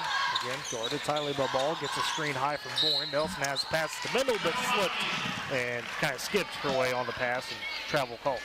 Wasn't good spacing that time between her and who she wanted to give the basketball to. And so Elk City retakes possession as it's Williamson. High top key, picks up her dribble, flips it to Coffee, drives, kicks in the corner, ball driving, and a good block. Now it's spot 4, ball comes up with it, and she's getting tied up by Mendel, and it's a jump ball in favor of the Boomers.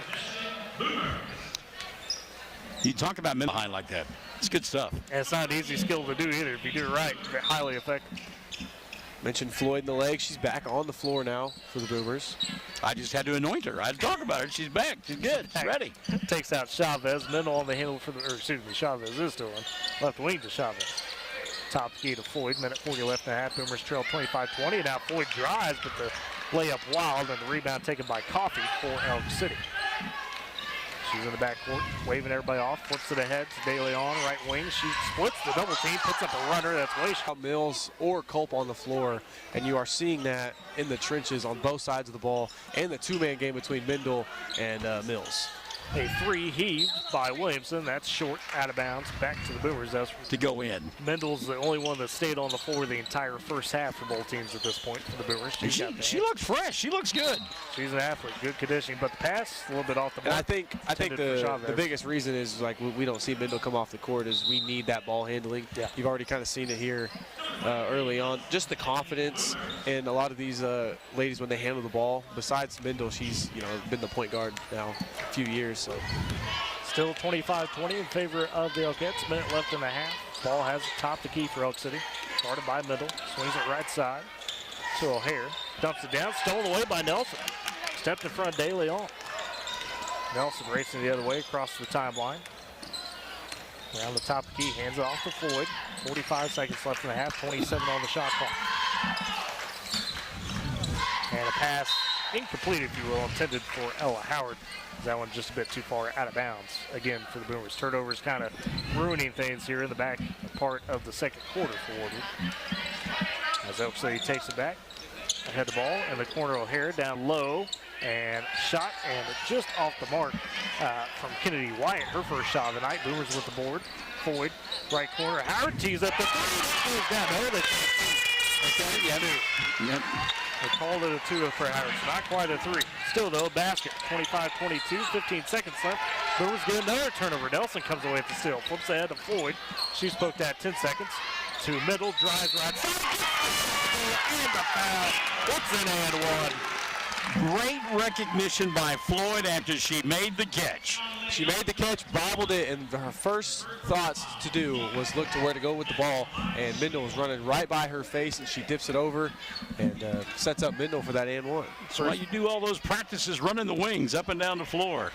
Free throw no good for the Boomers. Rebound from Floyd, 7 seconds, fires it down to Nelson. It just goes through. Guess that Mendel did miss the free throw. She's got 5 points ever. Now Elk City inbounding from their deep corner. It's Williamson. Ahead to Coffee, 3 seconds, and a heave by Coffee, and there was still. Plus, every new GMC from Vance comes with the free Vance Lifetime Powertrain Warranty. Lease a new GMC Terrain for just $279 a month, or get 1.9% APR on the third row GMC Acadia. Hurry to Vance GMC of Woodward, where the deals are big and the warranty lasts a lifetime. Every family has a story filled with chapters of love, laughter, and dreams for the future. But what if one day you're not there to help write the next chapter? Life is unpredictable, but your love for your family shouldn't be. With State Farm Life Insurance, Gwayne Matthews and Woodward can help ensure your story continues, even when you're not there to turn the page. Protect the chapters yet to come. Talk to Gwayne Matthews, because your story deserves to be told.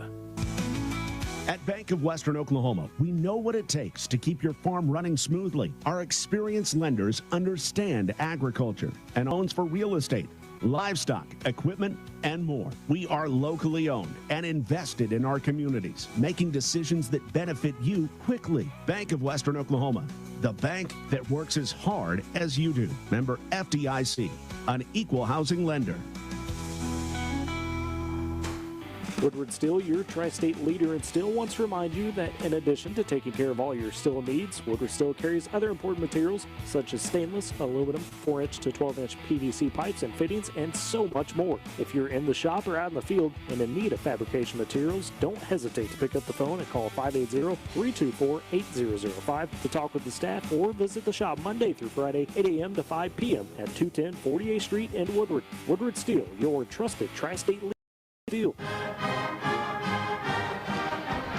It is half at Boomer Field as the Elk City Elkettes lead the Boomers 25-24 from Cade Spore and Ella Howard, Taylor Ford, and actually I should say Quartet, Kayla Colt as well with 2 points.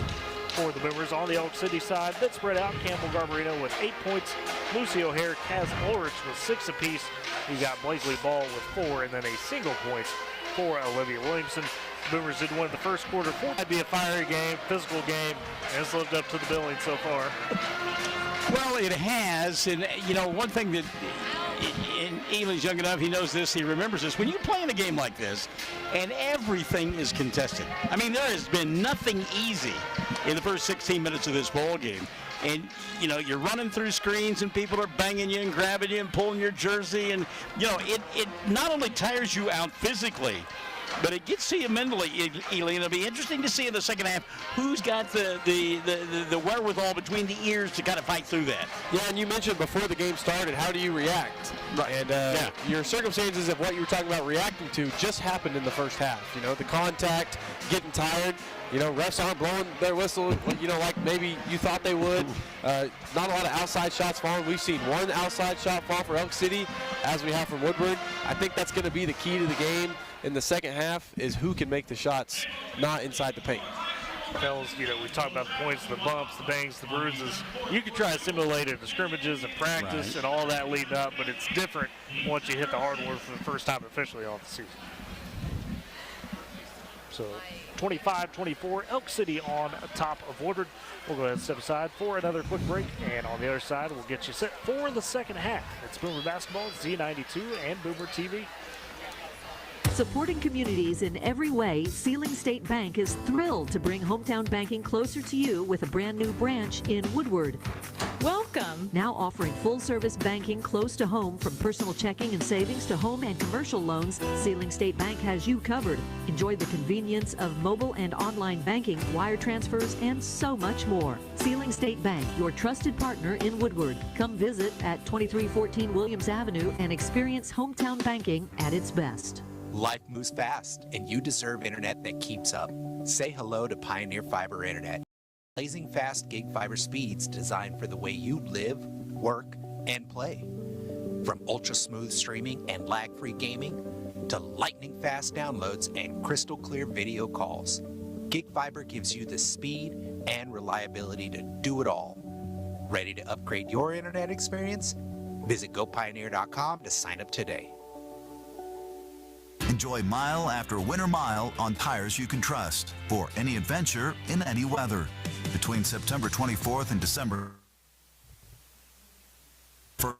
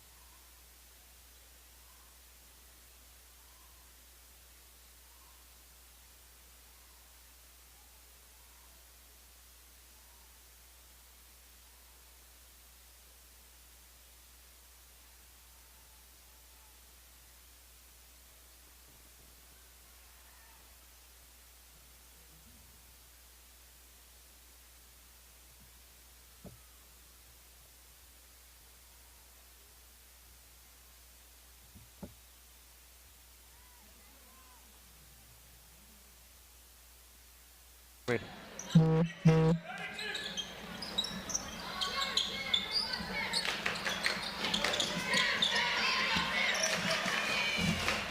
you're good. All right, back live. Sorry about those quick technical issues. Elk City leading 29-26. We're underway in the second half. 5:40 left of the third quarter. The Boomers, Elk City traded a couple baskets. Garbarino Ulrich scoring for Elk City.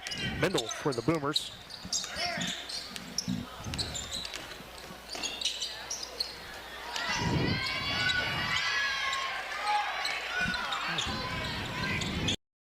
Okay. Anyways, Elk City on the possession. 5:20 left in the third quarter. Top the key, it's O'Hara. As they'll work it down to Ulrich in the paint through a double team trying to put up a shot. That's no good. Rebound taken by Colt for the Boomers. And they'll flip it ahead to Nelson. She's on the right wing as they work left to right in front of us. Opposite of the scorer's table. Pass back over to Mendel, a little strong. Mendel able to corral it on the left side. High screen, can't quite use it. O'Hara, tough defense on her. Mendel driving, a scoop layup. Up and over the rim somehow. Michael, I don't think she could see the rim. No, and she used geometry on it as well. That angle was impossible. So the Boomers pull it back within one, 29-28, 4:40 left third quarter. And Mendel starting to heat up now a little bit with two made baskets to start the third quarter. And Coach Jones wants a quick timeout. Smith & Co. Auction and Realty. They're Oklahoma's real estate and land auction experts. Smith & Co. is your #1 choice for all your land auctions and real estate needs. Call them 580-254-3975 or email Ira at smithcorealestate.com. From residential and commercial glass to auto glass, doors, and mirrors, Northwest Glass has got you covered. They do it all with expert care and quality service. Drop by 611 Texas Avenue in Woodward or give them a call at 580-256-4324, 580-256-4324. Northwest Glass, M&D, powering Boomer Sports this season. So we were kidding about it, only 6 minutes at halftime. It was quick. It was quick. And the kids, they didn't recover. If you watched them the first couple of minutes here, they were tired, and that's one reason why Coach calls the timeout there. Oh, man. And already dealing with those legs, that's how it is. Of course, when we factor in the technology as it is, one that fell off. But, You know, it's, go ahead. I was going to say, Michael, one talk about this. You mentioned a little bit there right before tip. The environment tonight, outstanding. The Boomer cheerleaders, Boomer dancers on these timeouts in between quarters. The band rolling, the crowd's full. Can't be outside, so you might as well be entertained inside. And I don't think you can overlook the impact that the Oklahoma City Thunder have had on the state when it comes to basketball and defense. They play defense like nobody plays defense in the NBA. The Thunder do. They're the defending champions in 20-1 going into tonight's game. Imagine how it works. The team plays defense in the NBA. Holy smokes. Out of the timeout, the Boomers with it. Mendel across the timeline, guarded high by Coffey. Turns, drives down the left lane, and draws the foul. Lexi Mendel heading to the free throw line, and she starts. Mentioned some things that were probably said to Mendel from, Coach Jones. Just be confident. Be confident. Yeah. You're getting to your spots. We've seen her miss multiple, open, lightly contested layups. Now she's just keeping that head down and driving forward, and now it's working out for her. First free throw off for Mendel. Remains 29-28 in favor of Elk City. 4:25 third quarter. Second free throw on the way, too strong as well. Rebound though, fought forward, and it works its way to Elk City as O'Hara takes it, but now Mendel trying to race back and strip it away. But I think they get her for a foul, unfortunately. It is. I think she was just out of bounds. Yeah, I don't think it was a foul. So there you go. Not a foul, but out of bounds in front of the scorer's table. As it will be ball inbounding to Coffey in the backcourt. Back to ball, right wing inside Ulrich, and she took a bit of a shot. They wave off the shot for Ulrich. That would have been good instead of fouling. But how come we didn't call it the first half? Right. Inbounds for Elk City, goes long to Ulrich near the timeline. Spins it back to Williamson, but stolen away by Mendel. And she'll calm it down, about 4:05 left third quarter. Boomers trail 29-28. Mendel high left wing on the dribble, trying to get around Williamson. Does, kicks on the corner. Nelson steps in, thinks about the two-pointer. Free throw line to Mills. Kicks out left wing. Howard, she'll take the three. That's short, though, off the side of the rim. Rebound right to Ulrich as Elk City pushes back. Williamson, a crossover dribble, feeds it down the ball on the block, left side, puts up the layup, and it rounds in, and she gets the foul. It's an and one for Elk City.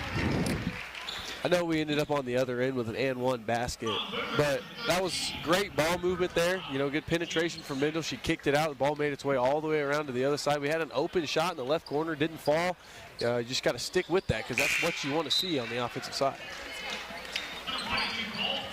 And the free throw good for a ball. She's got 7. 32-28, 3:43, third quarter. Boomers trail. As inbound to Harrod, she'll handle the dribbling. Now flips it to middle.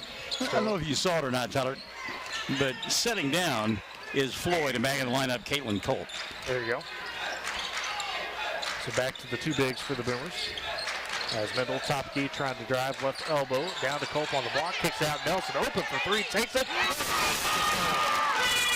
Nelson makes the first 3 of the game for the Boomers, her first points. Yeah, if you're going to double team me down low, I'm going to kick it out high, and I'm going to knock down the 3 and make you change your defense. 32-31, Elk City leads Ulrich to the paint. A turnaround jump over Cope goes. That's when you just nod your head and say, good shot. And you're exactly right. Cannot do a thing about that. That was great defense by Cope, better offense by the Elk City player. Ulrich now with 10, 34-31, 2:55 third quarter. Nelson, right wing, stopped by Coffey. Needs some help. Count is on, and she gets the 5-second count. That's where other players besides Mendel got to do a better job of screening away, moving around, try to find a way to get to the basketball. Yeah, everybody's on the other half of the floor. She's over here by herself on an island. Come help her. Elk City all possession. Ball top key. Stops. Pops the 3. Hand in the face. A short off front iron, but batted back out the ball from Ulrich. Right wing to Coffey. Resets the ball. 2:33 left third quarter. Left corner 3 on the way for Elk City. That's off the mark as well. Rebound fought for, and they'll say a foul. I believe on Elk City it is. They call on number 11, Ulrich. And Poulin puts up her first shot for Elk City. Raylan Poulin missed that 3. Good job by Colt to get inside position that time. Over the taller Ulrich.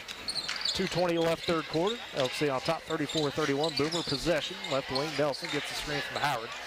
Now dumps it to Mendel on the elbow left side. Still driving on ball. Puts up the shot. No good. But Mendel again drawing the foul. And she drew the defense into her. I like that. She forced the contact. Either you got to put a hand on me, the body of me, or I'm going to make an easy shot, one of the two. Yeah, and to double up with that, she's, she doesn't slow down at all when the ball's in her hands. She's just as fast dribbling that basketball as she is when she don't have it. And, it's hard to keep up with, people that can do that, and that'll draw you fouls. Unfortunately for Mendel, has now missed 3 straight free throws. Second free throw on the way on this trip, and it goes down, so it kind of breaks that a little bit for Mendel. She's been frustrated with herself at the free throw line. You can tell after she's missed those shots. So she's got 10. Bill's got 11. They go line for 21 of the 32. 34-32. Elk City, the way pass tipped by Cole, but it works its way to ball. Stops, pulls up for mid-range jumper right side, just a bit off. Rebound snagged by Mills. Flips over to Mendel on the backcourt. Minute 50 left third quarter. Goes ahead to Nelson on the block. Kicks out, top the key to Mills. She'll drive down the left side, works through some traffic, puts up the runner too strong off the right side of the rim. Rebound fought for, and they say out of bounds. Last touch by the Boomers. I like the crossover move inside by Mills. She didn't convert, but made a nice move nonetheless. Now the Boomers with the pressure in the backcourt. Elk City working around at those. They get to Ulrich. Top key down for an easy layup for Poulin. Colt's got to watch, stepping up too far when they're in that press. Leaves that guy on the backside wide open. That's back-to-back times down the floor that Hewlin has been open on that wing like that. 36-32, Elk City on top. Boomers. Nelson top of the key. Hands off the middle. Minute 15 left in the third quarter. High left wing. Shot clock nearing 15 seconds. Mendel gets high screen for Colt. Now attacks right side, trying to work through some contact. Eventually gets the whistle as Williamson fouls her. Now Mendel a little slow, took a hard fall on the back end of that. Working out, it looks like rain. The padding's there, but you can't pad the hardwood. Michael, that is never fun. It came down awkwardly on that foot. I think she's going to be all right. Shake it off, but easy for me to say. Again, I'm sitting here, broadcasting, not playing. First foul for Williamson. First free throw for Mendel goes down. Another thing that's, playing to help out Lexi Mendel is she's got long arms. Girls can't really reach up there and get the ball, so they're hitting on her forearms and her elbows, making her get to the free throw line. Well, it makes her a great attacker in the basket. Second free throw, though, rims out. 36-33. Boomers trail with a minute left third quarter. Coffee, top of the key, trying to get left side. Williamson gets poked, and now Mendel steals on the pass back, intended for Coffee. Mendel there from behind. It's Addison Gordon. First time we've seen her tonight. Nearly steals it. Kind of surprised it's the first time we've seen Gordon tonight. I was going to mention that here, sooner rather than later, and now she's on the floor. Electric playmaker at the middle school level last year for the Boomers was Gordon. Freshman seeing her first action. Boomers still on the possession. 53 seconds left, third quarter. Inbound goes to Floyd, looking for the tie on the three, but well off the mark. Rebound taken by Ulrich. And she'll feed it over to Coffee. Crossover dribble on Howard. Attacks the paint. Kicks baseline at Gordon for the jumper. That's off. Rebound strongly by Mills. Loose. It's rolling. Picked up by Elk City. Three on the way for Williamson. Too strong. Rebound taken by Floyd with 30 seconds left in the quarter for the Boomers.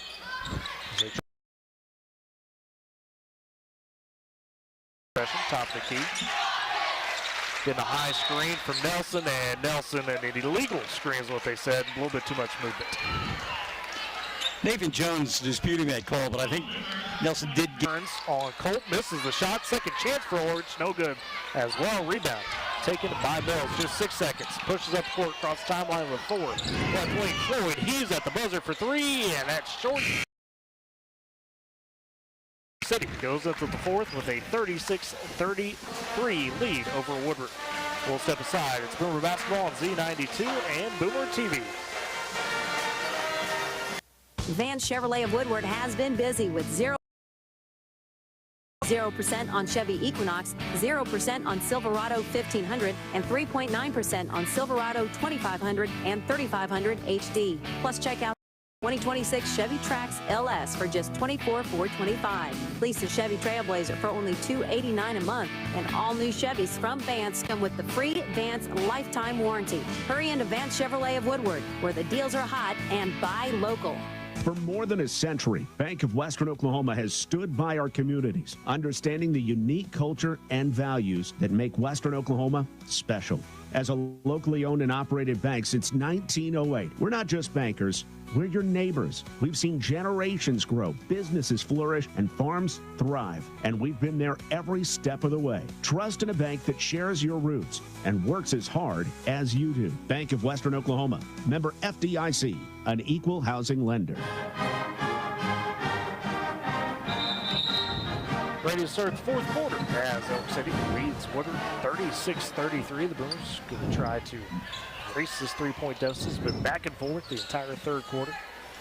Always like checking out the shoes on the basketball court. Yeah. Taylor Floyd, love those shoes. Great shoes. Spats. You know whose shoes they are? Okay, I was just checking. Paul George.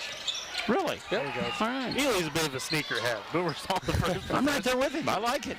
Cope with the shot a bit too strong. Rebound taken by Elk City. I don't know that he's done anything to warrant shoes, but that's a different discussion. Ball down low, inside, and Orange misses the first shot, but then it gets fouled, they said. Well, they call that on Mills, and that's her fourth. Wow. Yes. And she plays a little bit physical, sometimes runs into that foul trouble, as we know. I think the biggest thing to note is Coach Jones leaving her on the floor. O'Hara in the corner for a three, and it goes down off the inbounds. So O'Hara with her second made three of the game. I'm going to say, you don't want her heating up in the fourth. She's got 9, 39-33. Elk City, their biggest lead of the day. 7:20 left in the ball game. Middle, top key for the Boomers. Right wing to Floyd.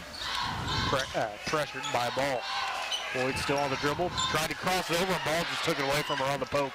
Flips it ahead of Garbarino. Doesn't have numbers, but gets ahead, gets the layup to go. Campbell Garbarino with the basket. She's got 12. And it's a 8-point lead for Elk City, 41-33. And of course, Coach Nathan Jones says we need a timeout. Great Plains Bank, heritage, trust, respect. These are the things that make Great Plains Bank great. With deep roots across Oklahoma and Texas, they are in touch with the communities in which we live and work. M&D Enterprises and Lawnmower Shop for your best lawn, porch, or patio. M&D Enterprises and Lawnmower Shop are your people. They carry everything you need to make your dreamscape that little piece of heaven you've always dreamed of. Locations in Woodward, Ken, and Weatherford. M&D Great Plains Bank, powering Boomer Sports this season.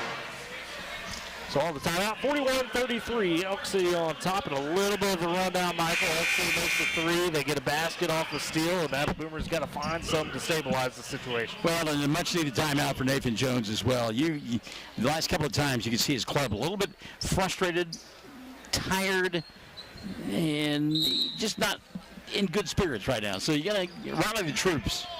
So Floyd, the inbounder for the Boomers, in front of her own bench, gives it to Colt, top of the key. She's trapped up, and a jump ball as right in front of her, Lucy O'Hare just stepped in, forced the jump ball, and unfortunately for the Boomers, possession arrow to Elk City. Lucy O'Hare, I'm telling you, she has made a huge difference in this ball game, and just done it kind of quietly, but... Well, the 9 points ain't quiet, but the defense, boy, that's been great too. So right side Coffee, top the key to ball, checked by Floyd. 6:50 left in the ball game. Boomers trail 41-33. O'Hare now trying to drive in the paint, shot well short, well defended as Colt comes away with the rebound. Gives it to Nelson.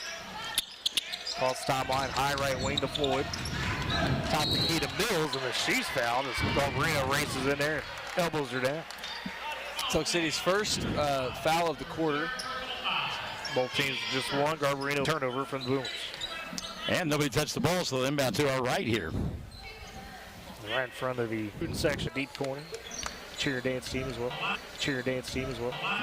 Those are the rebounds that we need. Down by 8 points. Those are the rebounds that we need. Down by 8 points, just to get a couple points. Storm the troops here. Haven't seen a basket in quite some time. Storm the troops here. Haven't seen a basket in quite some time now. First free throw no good for Nelson, and the foul on Orange. So good second chance, rolls right to O'Hare. No good. It gets poked out to Coffee, and Bindle still down. No good. It gets poked out to Coffee, and Bindle still down. No whistle yet. Still playing out. Another miss from Elk City. Finally, Nelson comes away yet. Still playing out. Another miss from Elk City. Finally, Nelson comes away with the rebound. Goes up in court. Orange trailing her, and Floyd misses the layup, and finally, Mendel just finally gets up, and they finally blow the whistle. Mendel was down for a long time, rolled on that, gives her some good ovation. So for the Boomers, the 5 will be Colt, Mills, Nelson, Floyd, and Howard now. And as a parent, you sit there, you watch your child out there, and your heart's in your throat. And again, Elk City, they were on the offensive end. You can't stop playing them. Yeah. So Elk City all possessions, ball high right wing. Clock a little bit. And now pass back to Coffee, guarded high by Floyd. Coffee trying to drive, flips past Garbarino, good off, but Garbarino catches it. Shot clock down to 14. Top key to O'Hare, she'll reset with 10 on the shot clock. Gets a high screen from Orange, stops, gives it to her free throw line with 7. Orange just puts up the jumper, not even close, rebounded by Mills. Back to the Boomers, you got to go. And Mills is doing just that, pushing down the right side, but a steal by Coffee. Was straight on it. Now her and Floyd race down the other way, gets past Floyd, and Mills comes back and affects the shot, but she is the last to touch it. It'll stay with the Elkettes. That's a gutsy defensive play when you've got 4 personals. She's got no fear, I promise you that. 4:41 left in the game. But rebound goes to ball, safe for Elk City. Gives it to O'Hare underneath the runner, no good. And rebound taken by Mills. Short race ahead for the Boomers now in front of the scoring table left side. Poked out by Ball and knocked out of bounds. These guards, Michael, you mentioned multiple off the inbounds. Mills takes it, drawn into the paint left side. Shot a little short, rebound from Elk City. A touchdown pass to O'Hare, but she can't control it. Runs into her own cheerleader against the padding. Tough collision there, turnover from Elk City. 3:45 left. Boomers playing without Lexi Mendel right now on the floor. As it's Floyd trying to drive right side. She puts up a runner. That's nowhere near it. Rebound taken again by Coffee. She'll get across the timeline. Flips ahead to De Leon. For the footer and gets it to go right in front of the basket. Good job by Owens to run the floor that time. She's there's been a couple times when she was late getting back offensively, but not that time, and they found her for the easy 2. 12 points for Orange, 48-33. Elk City on top with 3:10 remaining. Inside to Bills for the Boomers. Left side working on Orange. Goes up and under her. Boy, it's just not there for Kaylee around the rim right now. Can't find it as that one's off. Good look. Nothing that is easy. He's getting banged and bumped and pushed. Very physical Elk City team tonight for sure. 2:50 left in the game. The Elkettes have it. Ball around the screen. Float, mid-range jumper, too strong right side. And Cope with the ball, but then O'Hare takes it back, puts it up off the glass left side, draws the foul, gets the basket to go. And Ely, it's easy to talk about the bigs inside being physical, but I'm telling you, these three guards that he just talked about a moment ago for Elk City, they have been the physical presence all night long. Yeah, all 94 feet of the court they have. Yeah. That again goes back to Coach Jones, just in her first season, but just graduated. She was playing ball at Southwestern a few short months ago, and you could tell that play style rubbing off a little bit. Girls had the summer to work with them, was hired at the end of the school year. So 50-33, Elk City on top. As free throw, Williams also though turns, drives baseline, tries to put up a runner, looking for contact, doesn't get. Boyd with the rebound, trying to give it back to Mills, poked away and stolen by O'Hare. She goes down the right side, tries to float a pass over to Williamson, gets poked at, she collects it back. Goes O'Hare, comes out top of the key, 9 on the shot clock. Now 8 as she gives it to Coffey on the shot clock. As both of them crash to the ground. Williamson with her second. What did Woodward have point-wise at the end of 3? We were sitting at 33. They have not scored before. That's what I thought. So tough stretch for the Boomers right now. And really, those points in the third kind of came in the early frame. Right side Howard in the corner of Nelson. Minute 44 left. Nelson checked by Williamson. Still on the dribble, on the wing. Trying to get it to somebody. Picks up her dribble. Howard races around her. It's not there. Counts on. Got poked out. It's loose. So Nelson able to dribble it. She takes it down left side. Draws the foul on the left block.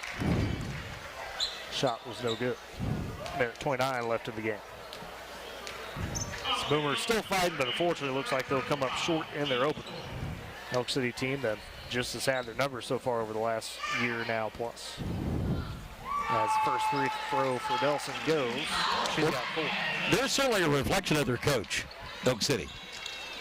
Yeah, that play style has just paid off for Coach Jones. Again, we mentioned Ely. She was a starter at Southwestern, a good guard for them, averaged 9 a game. She's long and lanky as well. I was going to say, yes. Yep. From Panhandle, Texas. There's a standout there. Second free throw on the way. That one just rounds out for Nelson. Rebound taken by Elk City and De Leon with a minute 25 left in the ball game. Boomers trail 51-34. As it's high right wing, O'Hare. A little bit of a crossover, driving on Nelson. Has to get back to De Leon. Top key to Addison Gordon. She's checked by Chavez. Has to pick up her dribble, double team. O'Hare resets, 13 on the shot clock. Minute 5 left in the game. O'Hare drives, pulls up just below the free throw line. Shot off the front of the rim, rebound, fought for as Boomers tried to take it. Was Kaylin Hector.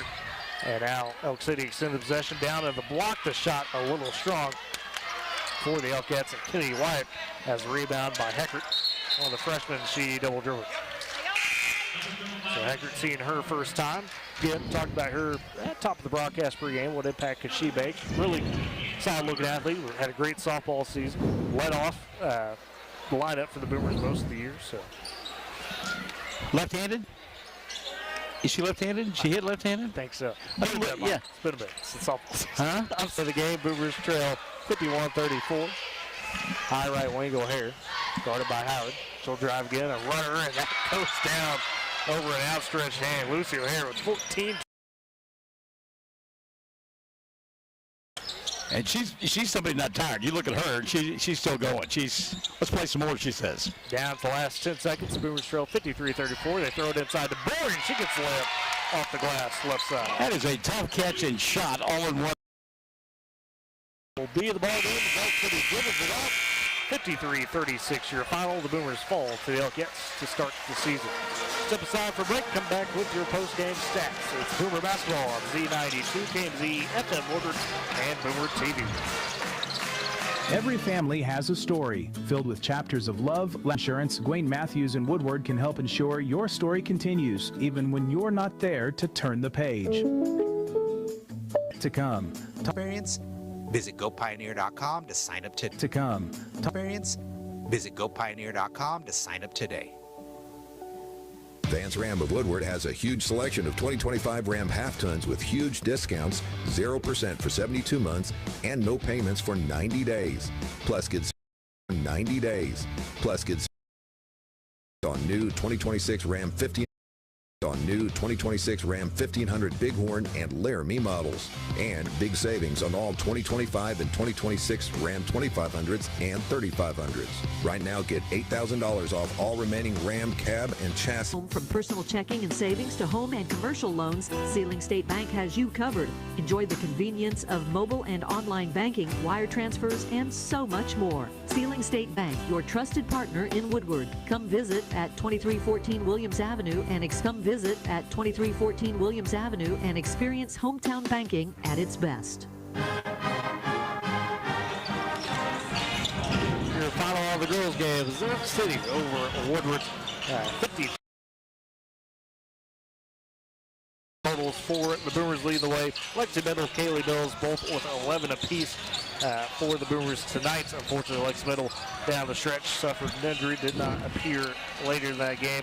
Had 4 points apiece for Kate Boring. Scorers, you had Lucy O'Hara ultimately leading the way with 14 points. She made 2 3-pointers, 12 for Kaz Ulrich, as well as Campbell Garbarino.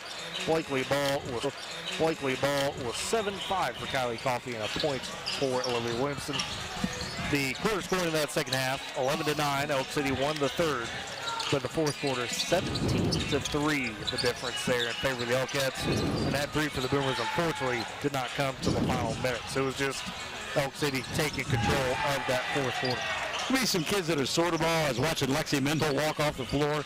She had 2 ice bags on the back of her on her calves. It takes a little bit of time. They will get there. But again, for me, the difference in the ballgame, Eli, I don't know if you agree or not, I thought it was pretty much a stalemate inside. It was the guard play of Elk City, especially on the defensive end, difference in this one. It was, and I think just the ability to eventually start making shots. Yeah. We've seen Coffey for Elk City make 2 to 3 outside shots on the perimeter, and not only could the Boomers, not quite get that part figured out, they struggled to make shots at all down there in the fourth quarter. Had plenty of looks inside, just didn't get the role that we needed. And then that defense from those 3 guards, up and down the court for Elk City was paid the difference there in this game. So there's your final. Elk City 53, Boomers 36 to begin the season. We'll close the night. It's Boomer Basketball on Z92 and Boomer TV. Are you looking for a bank that understands your needs and works as hard as you do? Well, serving our area since 1908, offering free checking with no monthly fees and convenient mobile banking. Whether you're in Cordell, Elk City, Weatherford, Woodward, or housing lender. Every family has a story filled with chapters of love, laughter, and dreams for the future. But what if one day you're not there to help write the next chapter? Life is unpredictable, but your love for your family shouldn't be. With State Farm Life Insurance, Gwayne Matthews and Woodward can help ensure your story continues, even when you're not there to turn the page. Protect the chapters yet to come. Talk to Gwayne Matthews, because your story deserves to be told.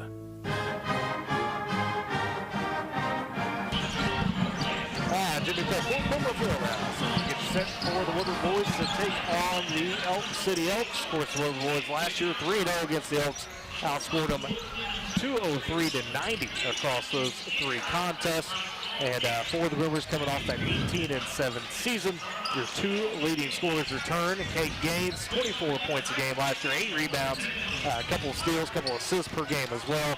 Shot 55% from the field, 39% from 3, and 83% from the free throw line. Gage Hutchins, the guard, the senior now, got after it on the defensive end, turned a lot of opportunities into points. He averaged 11 a game.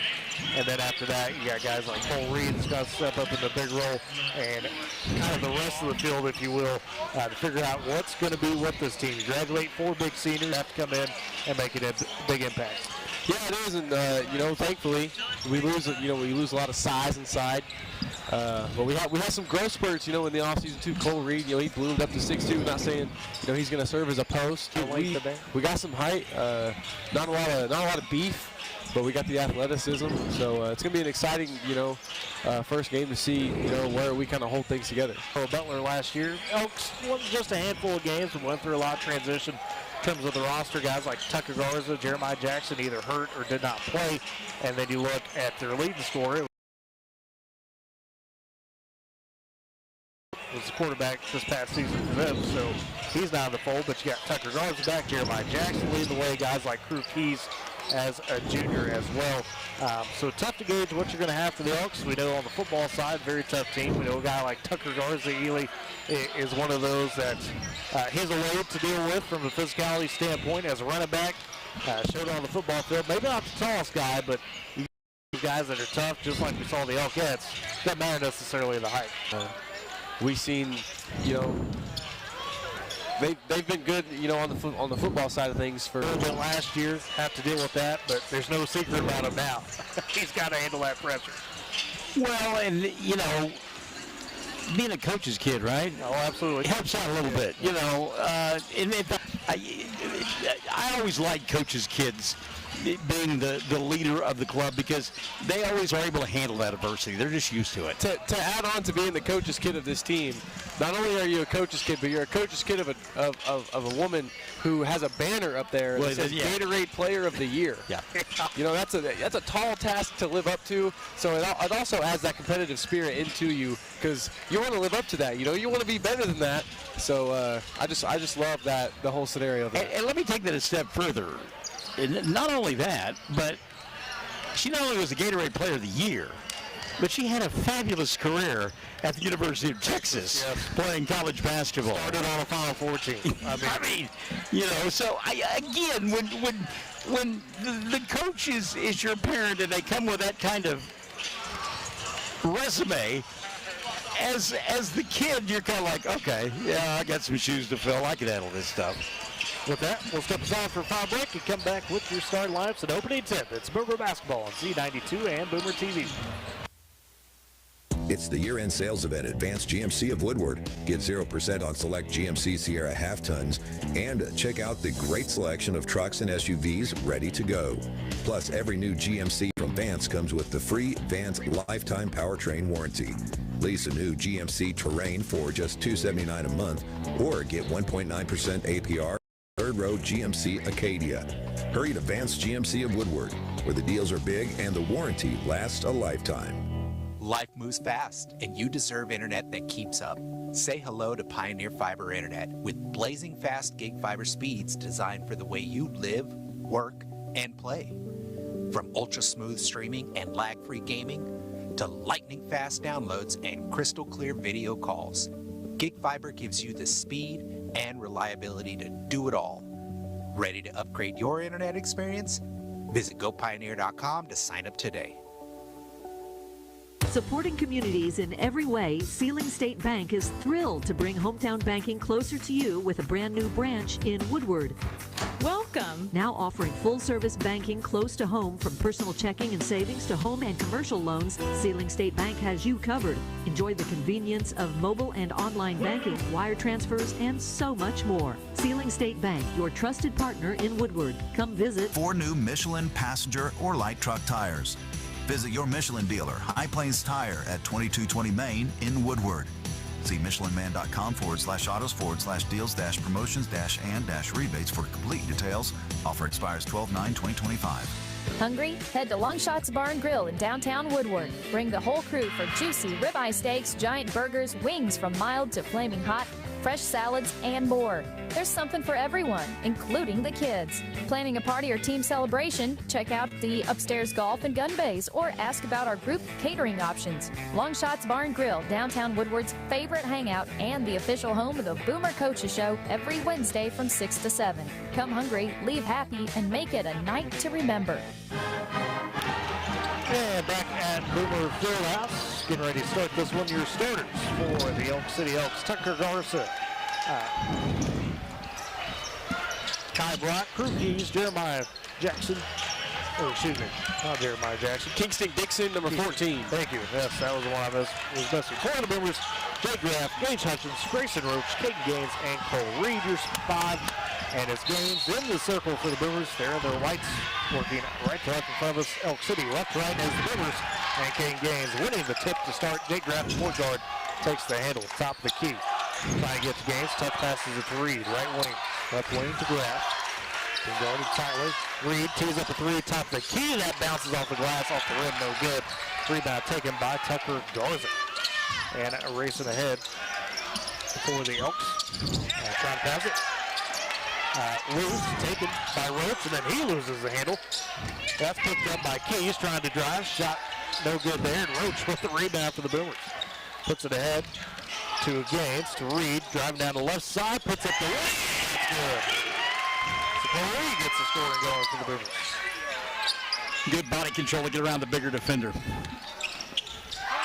And now the other way for Elk City. Three all the way, and good from Tucker Garza, the senior. Star on the football field, hits the three to get things going for Elk City. Good looking athlete. 3-2 Gaines the other way, mid-range pull. You love it when your big can shoot from 12 to 15 feet from the basket. 6:55 first quarter, a fast start, 4-3 Boomers on top. Now pressure from Hutchins. And are they going to say foul or jump ball? Jump ball, they say. The hustle there from Gage Hutchins was terrific. Possession arrow to Elk City. So keep possession, 6:52 first quarter. Inbounds for Garza, in front of the Boomer bench as Woodward leads 4-3. Garza throws it to Putman in the backcourt. Putman on the handle, guarded by Hutchins. High right wing, now at the top of the key, bounces it to Brat. Down low, nice cut by Keys, and he gets the layup right side. And that's a great pass from Brat. Grayson Roach hadn't even turned his back yet. That was a great pass. Hutchins launches the three left corner, too strong. Rebound. He steps up, pulls up the three, that's off the mark. And a foul by Roach on the backside as he slapped over the top of the play. Yeah, you bring up a good point. It wasn't that he made contact with his body, he hit it. I'll call. It's a push. Luke Talley checks in for Grayson Roach. And it's Garza the other way for Elk City as they lead 5-3 in the corner. Jackson off the bench. He pulls up the three. That's way too strong. Rebound. Maybe a dunk. Maybe a dunk. Good job by Jeremiah Jackson to get back, though, and play the defense on Gaines. And you're right, he was looking to be dunkalicious on that one. Inbound goes to Gaines, top of the key, guarded by Jackson. And Gaines away straight up. And that crowd not liking that a little bit, Michael. But one side loved it, one side didn't like it so much. It won't be the last one that we see tonight, fellas. I guarantee you that. We get Gaines from foul off the inbounds. Boomers try to tip it away, but it'll stay with Elk City. This press from the Boomers is really getting to the Elks here early. It's a press that their coach learned from Coach Peck back in the day. That's right. And now Gaines gets the steal off that press for its lift. Good. He took it away from Keys. Gaines with 4 points. Suffocating defense. Inbounds to Jackson in the backcourt. He's pressured by Graff. Flips it ahead to Garza. Stops, takes the three right wing. That one's short. Rebound long. Trying to get the handle. Collects it left wing. 5:30 first quarter. Boomers lead 6-5. Back to Garza on that wing. On uniforms. And his pass taken away. Graff dives for it on the floor. Goes it to Reed. Tried to drive. Still moved by Reed. He's fouled on the floor. But how about the effort from Jake Graff playing out there? Goodness. Left some skin out there at midcourt. Maybe a little rash to deal with, if you will. Kid who's been on a lot, just played football. That's something I was waiting to happen. They've been, Elk City, they've been very physical with Caden Gaines, knowing that that's the focal point of this offense. Hands all over him so far. And Jeremiah Jackson just reached out and grabbed him. Inbounds goes high, top of the rebound taken by Elk City. Garza has the handle. 4:55 first quarter. Flips ahead to Nicholson. Kicks to the corner, Jackson. Left side, trying to pass back up. Hutchins steps in front. Doesn't get the steal, but Nicholson on the inbounds, backcourt. Looks like you two guys. I don't know about that. Maybe Ely, not so much. Hans and Franz. 4:40 first quarter. Garza has the handle. Nicholson, crossover. Up the wing to Garza. Shot clock at 5. Graff, guard on top key down to 4, losing the handle with 2. Puts up the jumper in the paint off the front of the rim. It's loose for the rebound. Garza collects it. Kicks it left side. Something I love to see, the Coach Gaines is focused on the defensive side of the ball right now. She's the game when the Boomers are on defense. 4-5. Drop by 611 Texas Avenue in Woodward or call them today, 580-256-4324. Smith & Co. powering Boomer Sports this season. Michael, you're still the voice of our weather sounder, right? 20 years now. Out of the timeout, Boomers lead 8-5. Elk City with possession, 4 minutes first quarter. They race the other way with Jackson. He'll attack from left and spikes it like it's a volleyball. He said, I'm going for that block. that was what he was sitting back on the wing, just waiting somebody to challenge him inside. Not so fast, my friend. 3:49 first quarter. Boomers lead to Gaines. 2-hand jam for Caden. 6 points for him. 12-5. And a foul as the Boomers were trying to apply the pressure again. That one going to be on Luke Talley, his first. But back to that play on the other end, Gaines draws so much attention from the defense. That one small step towards Gaines frees up Cole Reed on that layup. He's got 2 different buckets off that very play. 12-5, Woodward leads. 3:22 first quarter.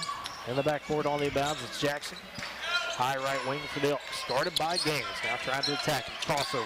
Stops right elbow, has to flip it over to Garza in the corner, guarded by Talley. Garza back up top to Jackson, thinks he turns, drives, kicks in the corner, 3 on the way, and that's too strong for the Elks. That one by Dixon. Boomers racing the way. Talley drives, a little out of control, but he draws the fouls. Garza was underneath, and it looks like he may be called for the block. No, it was a foul out high. Oh, okay, there you go. And they do, yeah, Nichols. That's why you're the pro right there. Right there, boys. You've seen it all. What did he say about us a second ago? Being strong? I don't know about that. First free throw for Talley off the mark. Maybe you, Ely. I want to see you guys show up in the overalls like these guys down here with those shirts on. Yeah. Rocking those camo overalls. Would you even sit by us? Talley makes the second free throw. Sure. Because you guys would really make me look good if you were wearing those. 13-5 Boomers lead. And Hutchins slaps away a deep pass. Tended down low. Talked about Mills in the girls' game. Hutchins, he's got one of those motors that runs. Absolutely. Yeah, absolutely. They marry each other in a lot of aspects. Both wearing 24 as well. They have very good point. Elk City on the inbounds to Garza, right wing. We act like we've done this together before. Well, you're just so smooth to work with, Michael. That's how it is. Well, I tell you what, Garza, you see his physicality there. Oh. Able to get the shot off, even though the bump, the bang, and smack in the head. And the first foul on King Gaines. And Garza, a guy that had to put on weight. You know, Elk City with Coach Zach Maynard, they run that triple option. They run that flex bone. And he was trusted to be the big back this year, and he responded well. Help Elk City make the playoffs. First free throw for Garza, good. And you know, for as big as he is, for as strong, I mean, he's awfully smooth. Confident in what he does. You see that a lot with the senior Michael. I mean, they just know their bodies by that point. Second free throw on the way from Garza. No good. Rebound high by Gaines. Laredo's first into the game for the first time. It's Roach taking it below the left wing. Back to Gaines. Top key 3. Hand in the face. Gaines with 9. Boomers lead by 10 all of a sudden. 16-6. Elk City's trying to keep ahead as they race down. Wild on the shot. And they'll call Gaines for the foul. And smart move by Evan Pittman to get himself in a spot to make it look like Gaines did something. Yeah, we've got Gaines' dad right behind us. It wasn't a favor, wasn't a friend of that call, but he might have got him in the forehead just a little bit. I was watching Laredo and Garza go after it here at midcourt. They had quite a collision. That's two seniors as well battling each other. Putman misses his first free throw off right side, but we still lead 16-6, 2:28 first quarter. And while everybody was focused on what was going on underneath the basket, these two were at midcourt going, excuse me? They weren't exchanging Christmas cards, I can promise you that. That was fun. Second free throw on the way from Putman. Rims out Roach, the long rebound, or the tall rebound, I should say. Hands off to Cole Reed. We're rocking the headband. Left wing to Hutchins. Right side, Laredo steps up, takes the 3, just a bit strong, and rebound. Roach takes it. Hutchins almost got it himself in the corner to Reed. Back to Hutchins, turns, attacks, tough runner off the glass. He was looking for the foul somewhere, too. Probably had the contact to go up, but his first basket, 18-6, 2 minutes first quarter, Boomers lead. Jeremiah Jackson goes full court collision, no call there. The shot missed, Roach the board up ahead.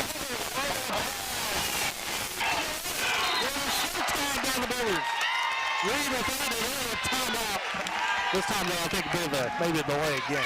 The Suckers are in town after that play.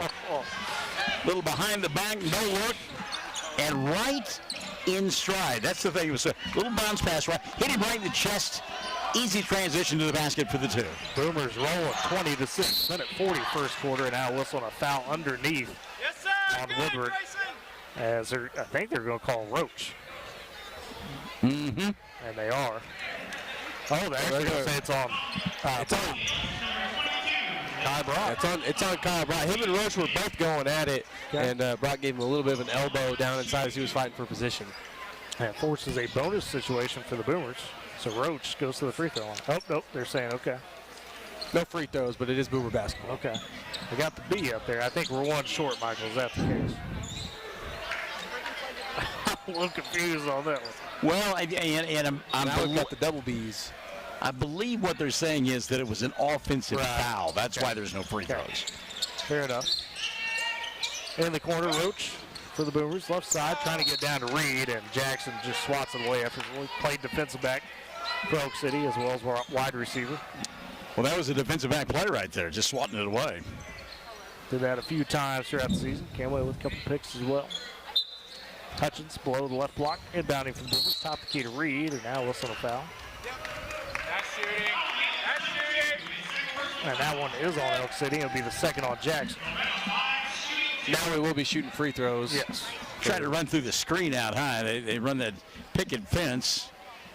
Try to get your guy free behind it, shoot the three, and ran right through it. Now a timeout going to be taken. Coach Full with the timeout with the minute 32 remaining in the first quarter. Boomers lead 20-6. Great Plains Bank, Heritage Trust, respect. Those are the things that make Great Plains Bank great. With deep roots across Oklahoma and Texas, they're in touch with communities in which the Castellan, Portor, Patio, and Medina Enterprises, and the Lawnmower Shop are your people. They carry everything you need to make your greenscape that will be some heavenly match. And which is a tough spot for them to be in because the winner of that will play Ohio State. Bring on the Buckeyes. So they win the Big Ten championship. And they've got to beat Indiana on Saturday night first. Don't sleep on the Hoosiers. Talk about getting money behind I us. still don't know who's going to coach them. Right. Well, I heard they recalled their OC. Lane Kiffin allowed Charlie Weiss Jr. to come back and coach, is what he said. So interested there. Roach at the free throw line makes the first. He's got a point. Second one pops high, goes out. 21-6 Boomers lead, but Elk City with the rebound as they'll push ahead. Dixon, top the key. Left wing to Putman in the corner. So they'll swing around up to Keys, and he launches the three in rhythm and gets it to go. Two Keys with the three. In rhythm and in motion. You hit it on the head. As Aaron Laredo the other way for the Boomers as they lead 21-9. Top key for the senior, left wing to Hutchins. He's guarded tightly, now attacks to the basket. Getting a little contact, first layup up and good. And by the way, you're doing all this with Caden Gaines on the bench. You're extending the lead with Gaines on the bench. And we've been, a couple of minutes now. Yeah. Gaines on the bench. 55 seconds remaining in the quarter. Boomers lead. Over the back, yep. And the senior with some great defense at the timeline. And that's absolutely what it is, the defensive side. You know, Elk City doesn't even know what to do on either side. It's stunning them so much. And then just the intensity on the offensive end, that quick first step from Gage Hutchins to get inside and use his strength to get the right position that he needs. Hutchins left wing, pumps it down to Roach, inside to Talley, trying to go with the layup a little bit short as good defense by Dixon inside. He takes the rebound. He has the handle left side, 35 seconds more. Elk City trails 23-9. They'll swing it around to Denham, up top to Keys, guarded tight by Hutchins. He spins, has to pass it back out. Denham left wing in the baseline to Brown. Travel. Yep, travel by Keys. He was guarded by Colwood. To Ely's point there, Michael, Elk City knows they've got to go. They don't know where to go right now, though, with this defense. Little bunny hop there. 20 seconds remains in the quarter. Boomers lead 23-9. Laredo with a calm dribble at the Woodward W, calling out the play. Down to 13 seconds. Again, no gains on the floor for the Boomers. Elbow to Talley, that's poked away, almost stolen. Laredo catches it. Talley left wing. Hutchins cut baseline and challenge out the rim by Denham. Swaps it away. Elk City trying to come up with one last scheme. That's stolen by Payne. Shot not going to count. Ooh, that's an Elk City cheerleader right on the noggin. Yes. And that's a tough end to the first quarter for Elk City as the Boomers lead 23-9. We'll step aside. It's Boomer basketball Z92. Woodward Steel, your tri-state leader in steel, wants to remind you that in addition to taking care of all your steel needs, Woodward Steel carries other important materials such as stainless, aluminum, 4-inch to 12-inch PVC pipes and fittings, and so much more. If you're in the shop or out in the field and in need of fabrication materials, don't hesitate to pick up the phone and call 580-324-8005 to talk with the staff, or visit the shop Monday through Friday, 8 a.m. to 5 p.m. at 210 48th Street in Woodward. Woodward Steel, your trusted tri-state leader in steel. At Bank of Western Oklahoma, we've been a cornerstone of the community since 1908. Being locally owned and operated, we understand the values and the culture that define Western Oklahoma. From supporting local farmers to helping small businesses thrive, we take pride in offering personalized banking solutions that reflect our deep understanding of Western Oklahoma. Discover the difference of a bank that's been by your side for generations.